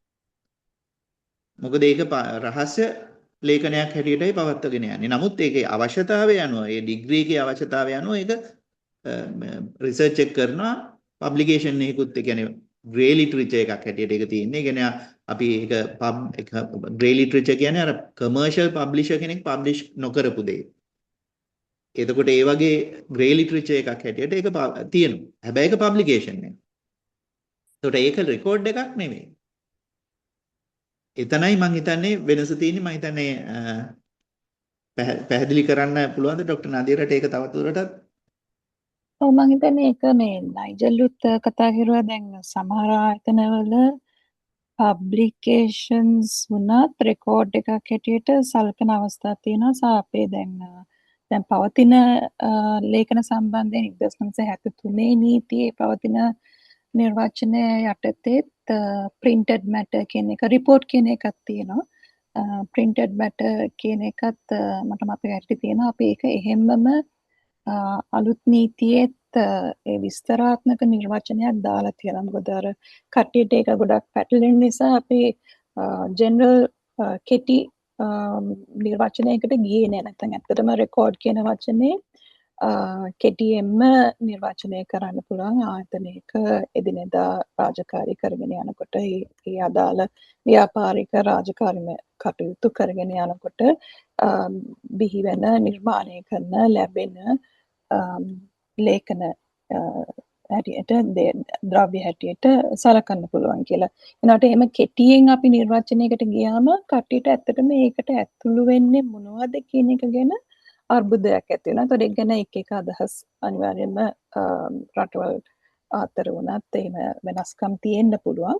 ඒතකොට ලංකාවේ දැන්ට 1973 නීතිය යටතේ තියෙන නිර්වචනයයි දැන් ඉදිරියේදී අලුත් පනතෙත් ඒක බොහෝ දුරට එහෙම වගේ තියෙනවා. එකම ලොකු වෙනස තමයි අර ඩිජිටල් කියන වචනේ දාලා තියෙනවා. හැබැයි 1973 නිර්වචනයේ තිබ්බ වෙනත් ඕනෑම ආකෘතියක් වුණත් ඇතුල් වෙනවා කියලා. ඒකට අපි ඩිජිටල්, ඇනලොග් ඒ මාධ්‍ය ඒ වගේම තවදුරටත් වෙන මොකක් හරි මාධ්‍යයක් ආවොත් ඒකත් ඇතුළත් කරගන්න පුළුවන් විදිහට නිර්වචනය දීර්ඝව දක්වලා තියෙනවා. ඒතර පොදු අධිකාරියක් විසින්ම බිහි කරන පබ්ලිකේෂන්ස් තියෙනකොට ඒ පබ්ලිකේෂන් එකකට අනිවාර්යයෙන්ම ISBN නම්බරයක් ගන්නත් වෙනවා. දැන් අපි ප්‍රතිපත්තිය අපේ ජාතික ප්‍රතිපත්තියත් අපි print කරනකොට ඒකට ISBN නම්බරයක් ගත්තා. හැබැයි ඒකේ අර මේ කමිටුවේ සමාජිකයන් අත්සන් කරපු ඔරිජිනල් ලේඛනයක් තියෙනවා. ඒකට මේ කෙටුම්පත කියලා කියන්න පුළුවන් පළවෙනි ඩ්‍රාෆ්ට් එක හැටියට ඒක කැබිනට් එකට ගියාට පස්සේ අමාත්‍ය මණ්ඩලයෙන් පාස් වුණාම තමයි ඒක මේ ප්‍රතිපත්තිය හැටියට පත් වෙන්නේ. දැන් ඒකත් අපි සුරක්ෂිතව අපි තියාගන්නවා. දැන් ඇත්තටම මම ඒක මුල් ලේඛනයක් ඔරිජිනල් එකක් හැමෝම කමිටුවේ සමාජිකයන් අත්සන් කරපු එකක් මම අමාත්‍යාංශයට යවුවා. මොකද මං හිතුවේ අමාත්‍යාංශයේත් ඒ විදිහටම ඒකේ ඔරිජිනල් එකක් තිබිය යුතුයි කියලා. ඒතර ගොඩක් දුරට ඒක අමාත්‍යාංශයේ ලිපිගොනුවෙත් අදාළ ලිපිගොනුවෙත් තියෙන පුළුවන්. මොකද ඇත්තටම ප්‍රතිපත්තියක් හදන්නේ අමාත්‍යාංශනේ. ඒතර ලේකම්තුමාට තමයි බලය දීලා තිබ්බේ මේ ප්‍රතිපත්තියක් හදන්න කියලා. එතකොට ඒක පබ්ලිෂ් වෙනවා. ඒතර ඒ පබ්ලිෂ් වුණ එකත් අපි අපේ ලේඛන කාණ්ඩයට අපි ඇතුළත් කරනවා. ඒතර ඒ ආයතනයෙන් බිහි කරන පබ්ලිකේෂන්ස් වලින් එක පිටපතක් 73 නීතියේ සහ දැන් අලුත් නීතියෙත් අපි කෙටුම්පත් කළා දාලා තියෙන්නේ දවස් 30ක් ඇතුළත ඒ හැම පබ්ලිකේෂන් එකක්ම ජාතික ලේඛනාගාරයට එන්න ඕනේ කියන එක. ඒතර ඊට අමතරව ඒවා ලීගල් ඩිපොසිට් එකට නැෂනල් ලයිබ්‍රරි ඉදිරියේදී එහෙම ලීගල් ඩිපොසිට් එක නැෂනල් ලයිබ්‍රරි විතරක් කරගෙන යනවා නම් එතනටත් යන්න ඕනේ. ඒතර මම හිතන්නේ අර ඔරිජිනල් අත්සන් කරපු වාර්තාව දැන් කමිටුවක් පත් කළා හරි පරිශකයෙක් විසින් නිර්මාණය ලියන වාර්තාව ඒකේ ඔරිජිනල් එකත් එයා ඒකේ වන්නේ කවරින් රෙඩ් කවර් ලෙටර් එකක් එක්කනම් ඒකත් රෙකෝඩ් එකේ අවශ්‍යම කොටසක් වෙනවා. ඒක අපි ඇත්තටම දැන් ඒ TRI ආයතනයේ ඒ බිහිවන ලේඛන සම්බන්ධයෙන් අපි හොඳ අවබෝධයක් ලබා ගත්තම තමයි මම හිතන්නේ ඒකට හරියටම නිශ්චිත උත්තරයක් උනත් දෙන්න වෙන්නේ. එතකොට ඒක වෙන පර්යේෂණ ආයතන වලට පොදු වෙන දෙයක් වෙන්න පුළුවන්. එතකොට ඒ විදිහට රිසර්ච් ආයතන වලට පොදු වෙන ලේඛන අපහරණ රෙගුලාසියක් උනත් පොදු නීති රෙගුලාසියක් පොදු රෙගුලාසියක් අපිට සමහරට හදා ගන්න පුළුවන් නම් ඒක පහසුවක් වෙයි. Nigel, do you want to add to that? No, I think that was pretty clear. Yeah. There's a question in the chat bot. The chat. Yeah. Okay. So thanks for the question, Malshani. I'll just read the question out. It was mentioned that records management and information management is different. Does records management differ from such areas such as digital asset management and archiving, and if so, right? So I'll flip that around in my answer. The field is archives and records management, right? You can't have one without the other. Internationally, it is taught together. So you have your postgraduate sort of diplomas, you have your MA degrees. It is always taught together. There's a reason for that. I think when you study the history of archival education, generally over time, it was before there was an emphasis on something called diplomatics, which is kind of the study of medieval records and their properties in terms of intrinsic and extrinsic values. A lot of those kind of principles and that scholarship carried on. But with the sort of massive sort of explosion of records within government and so on, you had records management that developed as a field in the early 20th century, right? There was already the study of archives, which was kind of linked to, again, as I said, diplomatics, that was quite popular in the late 19th century and established. But significant sort of work by various key individuals, largely from the Western context, right, from the global north. They sought to essentially combine the two. So these are individuals in the US, such as Lee Schellenberg. In the UK, you had Hilary Jenkinson and so on, who were all critical in terms of their input and combining archives and records management. So just to be very brief about it, records management is sort of happens within the institution in terms of managing sort of active or current records, semi-current records. And we'll be exploring this, so it will become clear later on. If you look at it in terms of a life cycle, right, these records are managed during those particular states, current and semi-current. And then according to life cycle, somewhere along the way, they become non-current. And then a decision needs to be taken, right, by the records manager to either retain or dispose of them, right? And that is where the decision about archiving is taken. Yeah. But you need to understand the properties of records because they're also the properties of archives. It's just that archives are records of enduring value, right? So what we say in the profession is that all archives are records, but not all records are archives, right? So there are specific decisions taken around the assessment of value that then give records, right, that enduring value. It's assigned to it, and it is taken into archival institutions. Yeah.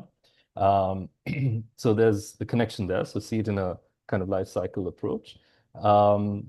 Digital asset management is specifically about your sort of digital material that an organization will create and about how that is sort of centralized, organized, and sort of managed over time. There is something called the digital asset life cycle, right? So that would cover bond digital materials, and the principles there are pretty much, you know, similar to records management and that life cycle.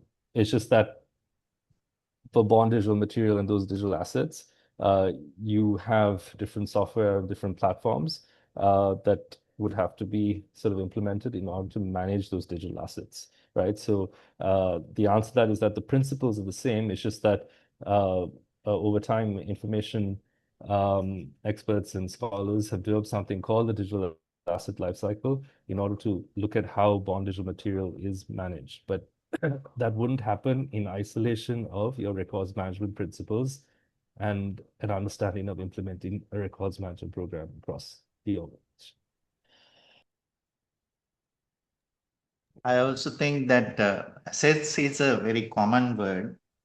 Anything is an assets, so that the information, the difference is between the information in general and records and archives. So even if we just forget management, all these are managed anyway.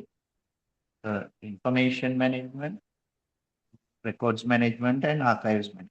So these are three different distinct areas that we have to correctly identify. And it, as Dr. Nadir also said, it is contextual. So we have to look at each asset case by case. We can't give one definition to cover all, but there are simple definitions just to learn, just to have a model to model what each is, but we have to decide case by case into which group it falls.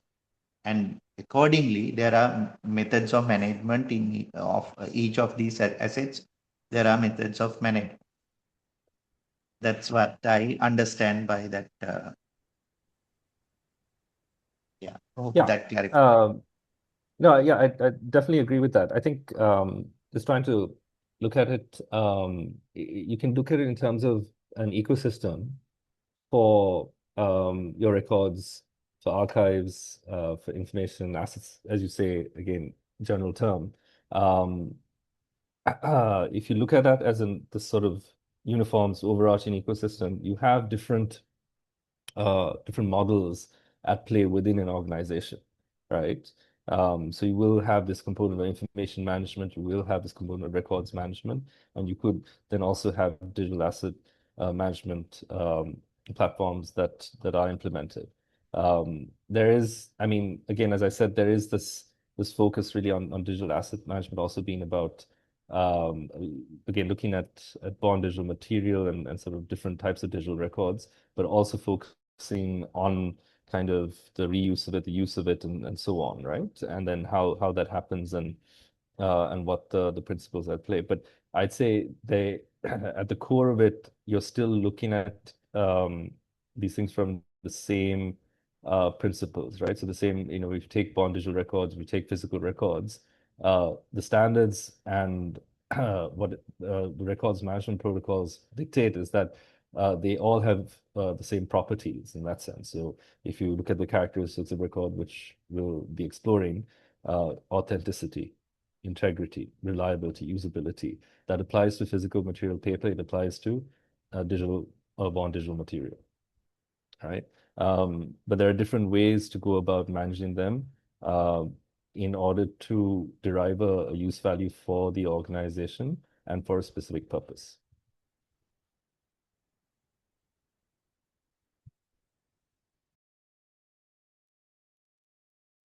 Sir? Hello?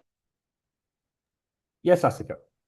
Sir මට පොඩ්ඩක් දැනගන්න ඕනේ මේ දැන් අපි අර case study කියන එකේදී මම නෝට් ඩවුන් කරගත්තේ නෑ ඒක නමුත් මට මතක හැටියට අර ගවර්නමන්ට් ක්ලවුඩ් එකේ තිබිච්ච ඊමේල් වගේක් ඒ විනාශ වීම සම්බන්ධවයි අර එක්සත් ජනපදයේ එක්සත් ජාතීන්ගේ මුලස්ථානයේ ඒ රහස්‍ය ලේඛන විනාශ කිරීමක් සම්බන්ධයෙන් ඒ සිද්ධි දෙක ඒ වගේ සිද්ධි දැන් සිද්ධි අධ්‍යයනයේදී වැඩිපුර අවධානයට යොමු වෙන්නේ ඒ වගේ දැන් ලේඛන විනාශ වීම සම්බන්ධයෙන් පමණක්ද ඒ ඇරුණාම මොන වගේ ශේෂ්ත්‍ර කෙරෙහිද කියන්නේ අධ්‍යයනය වෙන්නේ කියන්නේ ලේඛන ශේෂ්ත්‍රයේ සිදුවන වර්ධනයන් ඒ කියන්නේ සංරක්ෂණ ශේෂ්ත්‍රය හෝ ලේඛන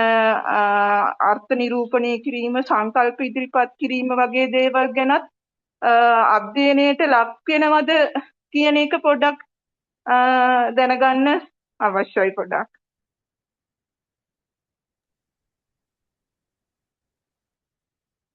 Yeah, no, thanks for the question. Nadia, Ron? Yeah, if I understood it correctly, I think what Lasika was asking was whether this sort of the case studies she mentioned was the loss of the emails in 2023 in Sri Lanka and එක්සත් ජනපද මූලස්ථානය කියලා කිය USAID case study එක වෙන්න ඇතිනේ. Yeah, the USAID one. Yeah. USAID one. Whether there the focus is only on the destruction of the records, or whether that leads to a wider debate on the concepts of records management. Lasika එමද අදහස් කරුවේ කියන්නේ මේ දැන් එවැනි සිද්ධියක් ඇති වුණාම ඒ වටේ සංවාදය ලේඛන කරුණා කරන න්‍යායන් සම්බන්ධයෙන් ගොඩනැගෙනවද කියන එකද ලාසිකට දැනගන්න අවශ්‍ය නැහැ. නැත්නම් ලාසික ඇහුවේ හුදෙක්ම එකයි ඒ සිද්ධිය සිද්ධිය ගත්තම එහිදී සිදුවන ලේඛන විනාශ වීම විතරද නැත්නම් ඒක වඩා මේ න්‍යායාත්මක සංවාදයකට ඒක හේතු වෙනවද කියන එකට දැනගන්න ඕනද?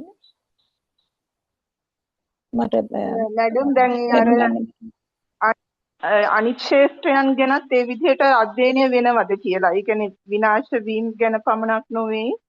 ඒ ලේඛන කළමනාකරණ ක්ෂේත්‍රයේ සංකල්ප පිළිබඳ අදහස් ඉදිරිපත් වෙනවා නම් ඒ වගේ සිද්ධිත් අධ්‍යයනය වෙනවද සංරක්ෂණය පිළිබඳ හෝ?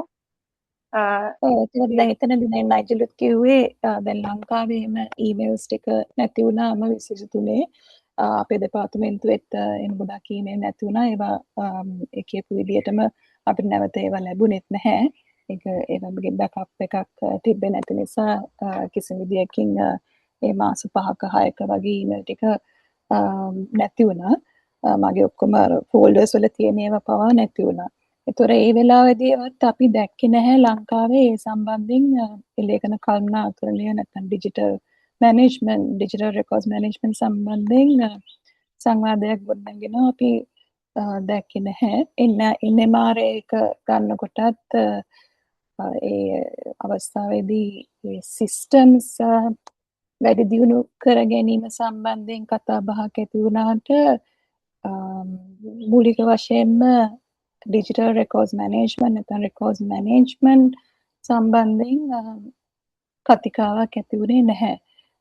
USAID එක දැන් මෑතකදී වුණේ මම දන්න තරමට ඒක ඇත්තටම ඇමරිකාවේ ලෝකෙ වටේම සංවාදයකට හේතු වුණා. මොකද ඒ රටවල් වල ඒ සංවාදය දියුණු මට්ටමක පවතිනවා.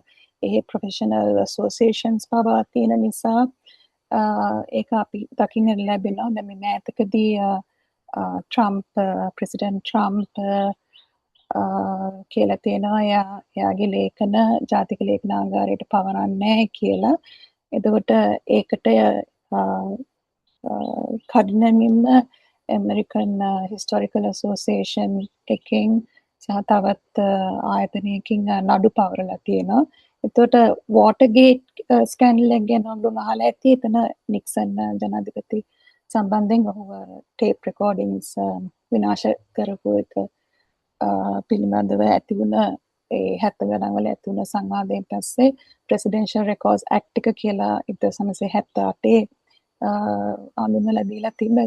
ඒක යටතේ තමයි ජනාධිපතිවරුන් මේ දක්වා ලේඛන ඇමරිකාවේ අනිවාර්යෙන්ම පවරලා තියෙන්නේ. එතකොට ඒ පැවරීම ඇත්තටම හැම ජනාධිපති කෙනෙක් යටතේම සිදු වෙලා තියෙනවා. ඒවා ඒගොල්ලෝ කැමැත්තෙන් නොකිරුවත් කවුරුවත් ඒ ක්‍රියාවලියේ 1978 ඇක්ට් එක සම්බන්ධයෙන් වුණත් ඒ ව්‍යවස්ථානුකූලභාවය දැන් ප්‍රෙසිඩන්ට් ට්‍රම්ප් ඒ ඇක්ට් එක ව්‍යවස්ථානුකූල නොවන එකක් හැටියට ඒක ඔහුගේ බලය මේ අඩපණ කිරීමක් හැටියට සැලකීමක් තමයි කරන්නේ. ඒ විදිහට කවුරුවත් ඊට කලින් හිටපු ජනාධිපතිවරුන් කියන්නේ 78න් පස්සේ ප්‍රෙසිඩන්ට් නික්සන්ගෙන් පස්සේ එහෙම අභියෝගයට ලක් කරලා තිබෙන්නේ නැහැ. එතකොට එවැනි සන්දර්භයක් ඇතුළත ඒ සමාජ තුළ ඒ සංවාදයක් අපි දකිනවා. Ruan, Nigel, do you want to add to that? Okay, yeah. Oh, sorry, Ron, go ahead. Okay. Yeah. මේ ඒක හොඳයි. මේ ප්‍රශ්නේ අහපු එක හොඳයි. මොකද අපිට case study එකක් කියන්නේ මොකක්ද කියන මූලික තැන ඉඳලා අපිට පොඩ්ඩක් පැහැදිලි කර ගැනීමක් කරන්න පුළුවන් වෙනවා. ඒක වැදගත් වෙනවා. මොකද මම හිතන්නේ දැන් අපි මේ මෙතන ඉන්න හැමෝම ගොඩක් අය දැනටත් ඒ රෙකෝඩ්ස් මැනේජ්මන්ට් වල යෙදිලා ඉන්න අය ඉන්නවා. ඒ තමන්ගේ වැඩ කරගෙන යන අතරේදී යම්කිසි අධ්‍යයනය සඳහා සිද්ධියක් දැක්ක ගමන් ඒක අධ්‍යයනය කරන්න පෙළඹීමත් හොඳ ඒක කියන්නේ අවශ්‍යතාවයක් සහ ඒක හොඳ ලක්ෂණයක්. ඒ නිසා මම හිතන්නේ ඒ සිද්ධියක් කියන්නේ මොකද්ද, සිද්ධිය අධ්‍යයනයක් කියන්නේ මොකද්ද කියන එකත් පොඩ්ඩක් පැහැදිලි කරගමු. එතකොට ඕගොල්ලන්ටත් පුළුවන් ඒ වගේ සිද්ධි අධ්‍යයන තමන්ගේ පරිසරය ඇතුලේ කරන්න. මොකද ඒකෙන් තමයි අපි ඕනෙම මේ ඩිසිප්ලින් එකක් ඉස්සරහට යන්නේ. පරේක්ෂණත් එක්ක ඉස්සරහට යන්නේ. විශේෂයෙන්ම මේ වගේ ක්ෂේත්‍රයකට මේ සිද්ධි අධ්‍යයනය ගොඩක් වැදගත්. කේස් ස්ටඩි එකක් නැත්නම් සිද්ධි අධ්‍යයනයක් කියලා කියන්නේ ඒක පරේක්ෂණ ක්‍රමවේදයක්. ඒක සමහර වෙලාවට එක පුද්ගලයෙක් ගැන වෙන්න පුළුවන් හොයන්න. එක ආයතනයක් ගැන වෙන්න පුළුවන්. එහෙම නැත්නම් කණ්ඩායමක් ගැන වෙන්න පුළුවන්. එහෙම නැත්නම් එක සිද්ධියක් මොකක් හරි ඉවෙන්ට් එකක් වෙලා ඒ ඉවෙන්ට් එක ගැන වෙන්න පුළුවන්. එහෙම නැත්නම් ක්‍රියාදාමයක් ගැන ප්‍රොසෙස් එකක් ගැන වෙන්න පුළුවන්. නැත්නම් යම්කිසි පද්ධතියක් ගැන වෙන්න පුළුවන්. නැත්නම් මේ කිසිම දෙයක් නැතුව නිකම්ම එක මොකක් හරි වෙන දෙයක් ඒක වෙන තත්වයක් පේනවා. හැබැයි මේක ගැන කවුරුත් එච්චර දන්නේ නැහැ. ඇයි මෙහෙම වෙන්නේ කියන එක දන්නේ නැහැ.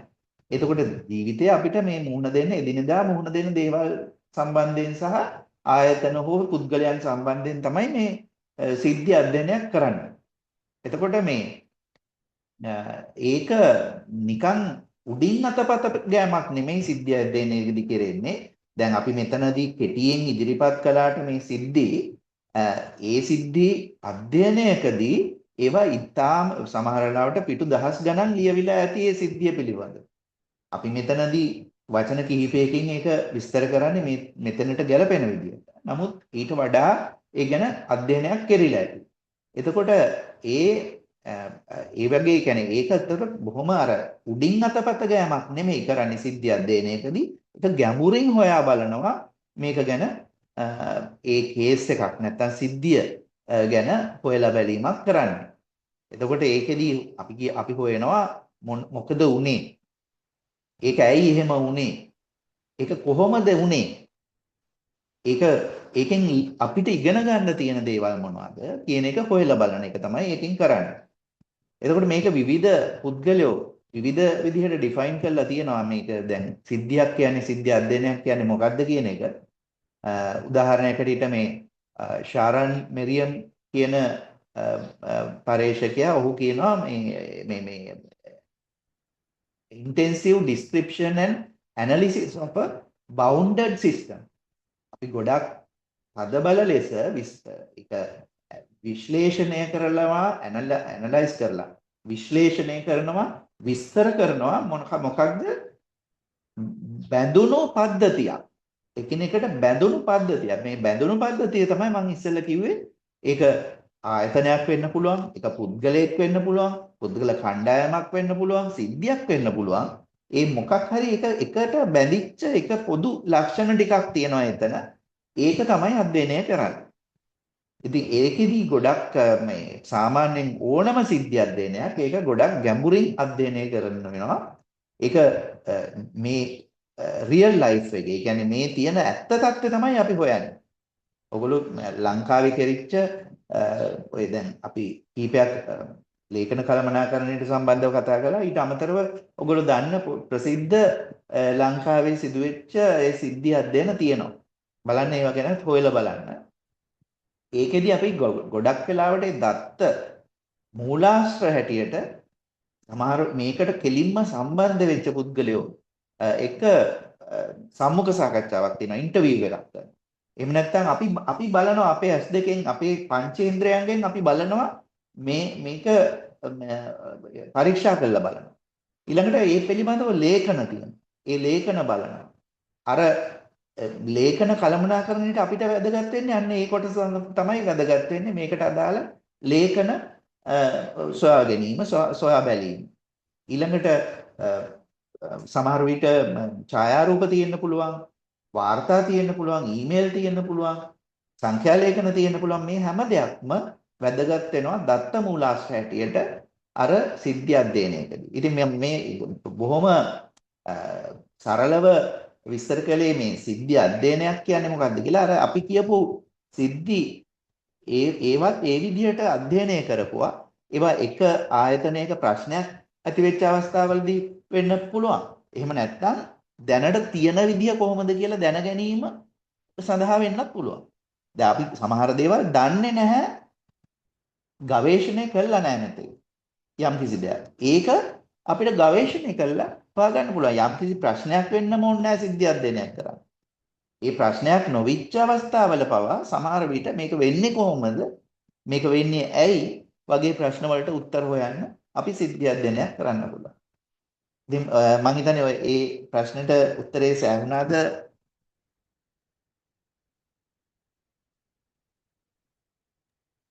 ඔව්. ඔව් ලසිකා. ඒක ඔව් thank you sir. හරි හරි.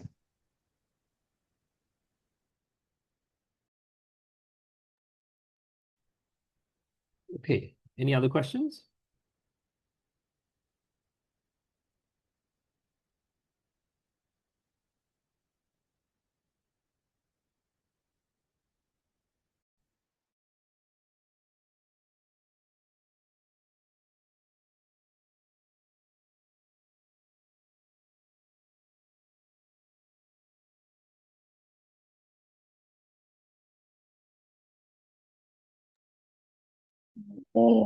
ඊමේල් නැතිවීම සම්බන්ධයෙන් මට පොඩි දෙයක් ඇඩ් කරන්න පුළුවන්. ඒකේ ඇත්තටම අපිට වුණ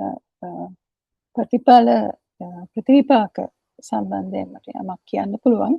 ඒකට ඒවා හොදෙක් ඊමේල් පමණක්ම නෙමෙයි. කියන්නේ අපි ඒ වෙනකොට ගවර්න්මන්ට් ඊමේල් එකම රජයේ ඊමේල් එකම භාවිතා කරන්න ඕනේ කියලා ප්‍රතිපත්තිමේ තීරණයක් ආයතනයේ ඊට කලින් අවුරුදු ගණනකට කලින් අරන් තිබ්බා. එතකොට අපි සාමාන්‍යයෙන් කරපු දෙයක් තමයි අපිට ඊමේල් එක ආකයිව් කරලා හොඳ digital system records management system එකක් ඇතුළත පවත්වාගෙන යන ක්‍රමවේදයක් තිබෙන්නේ නැති නිසා අපි ඒ ඊමේල් එක ෆයිල් එකට දාගන්න print කරගත්තා. එතකොට ගොඩක් දුරට ඒ නිසා අපිට තොරතුරු නැති වුණේ නැහැ. ඒ කියන්නේ ඊමේල් එකම හොයාගන්න බැරි වුණාට හැබැයි අපේ එක නිලධාරියෙක් ඇත්තටම එයාට ඒක කරගන්න බැරි වුණා. මොකද ඒ බාහිර ආයතනයත් එක්ක එයාට ඒ තිබ්බ ගනුදෙනු දෛනිකව තිබ්බා. එතකොට එයාට ඒක හැමතිස්සෙම ඒ හැම පොඩි දෙයක්ම print කරගන්න බැරි වුණා. එතකොට ඒක ඒ බාහිර ආයතනයත් පස්සේ දැනගත්ත අපිට ඒ ඊමේල් ටික ඔක්කොම නැති වෙලා කියලා. අපි ගාව ඊමේල් නැහැ කියලා. ඒගොල්ලෝ හිතුවේ නෑ අපි කොහොමදත් ඒවා මේ ෆයිල් එකට print කරගන්නවා කියලා. මේ ආසාවෙ ඇත්තටම අපිට ඒක කරගන්න බැරි වුණා. එතකොට ඒ බාහිර ආයතනයෙන් අපිට කිව්වා මේ එහෙම ඊමේල් එහෙම අපිට එහෙම ඉන්ස්ට්‍රක්ෂන්ස් ලැබුණේ නැහැ කියලා. ඒතකොට ඇත්තටම අපි අසරණ වුණා. අපිට ඒ ඇත්තටම එතන මූල්‍යමය ගනුදෙනුවක් සිදුවන බාහිර ආයතනයක් සමග තමයි ඒ අර්බුදය ඇති වුනේ. ඒ තොරතුරු අහිමි වීමෙන් ගැටලුවක් පොඩක් දරුණු ගැටලුවක් වෙන්න වුණත් ඉඩ තිබ්බා. ඒ loss of information එක නිසා.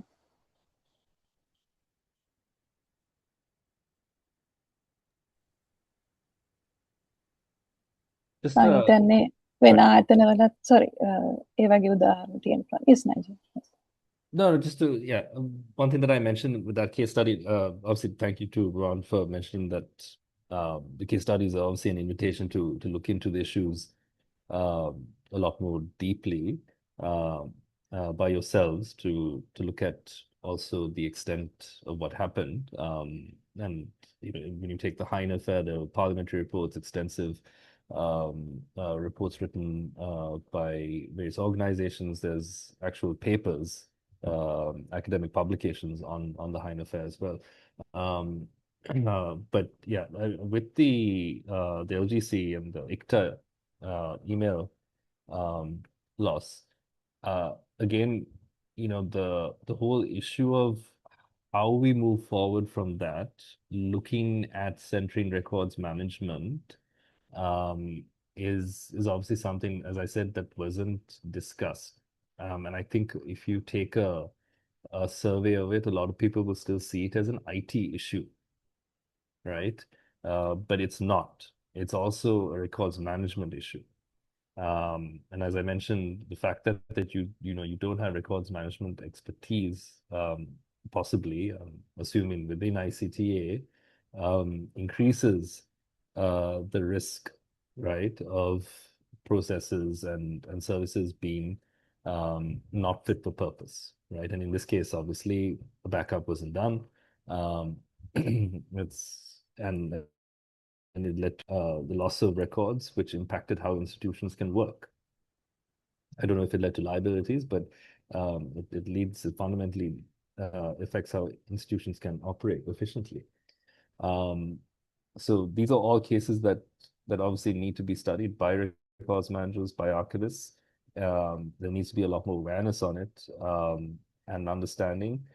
Also, from the perspective of how we strengthen collaborations between professions, right? So again, it's not just an IT or cybersecurity issue, right? It is also a records management issue, and that's what wasn't placed on the agenda. What will be very interesting, because now ICTA is being shut down. ICTA's records need to come to the National Archives and be transferred by law to the National Archives. So it'll be very interesting to see whether the issue of this particular event, whether there are any records pertaining to it. So I guess once this transfer happens and the archives are processed, there's an opportunity here to study. Again, a point about records management.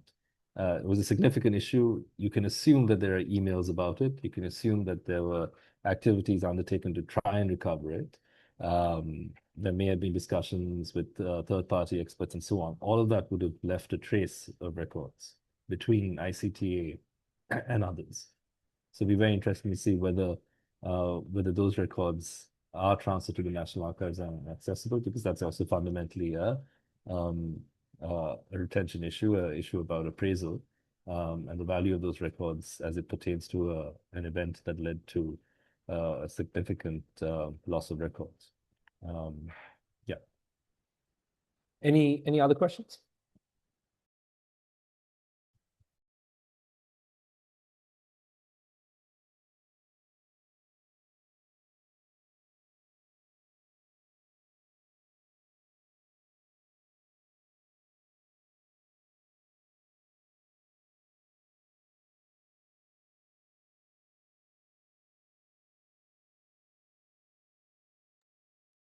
Okay, if there are no more questions, Ron, Nadira, should we break and conclude this introduction? Yes, that's if there is no other question, we can conclude. So thank you, everyone. So that I think obviously, if you have any questions, feel free to put it into the WhatsApp group.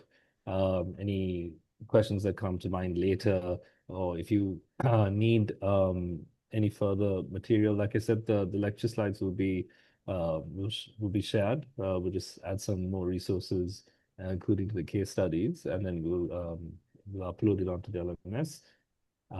If there's anything else that you need clarified, please feel free to reach out.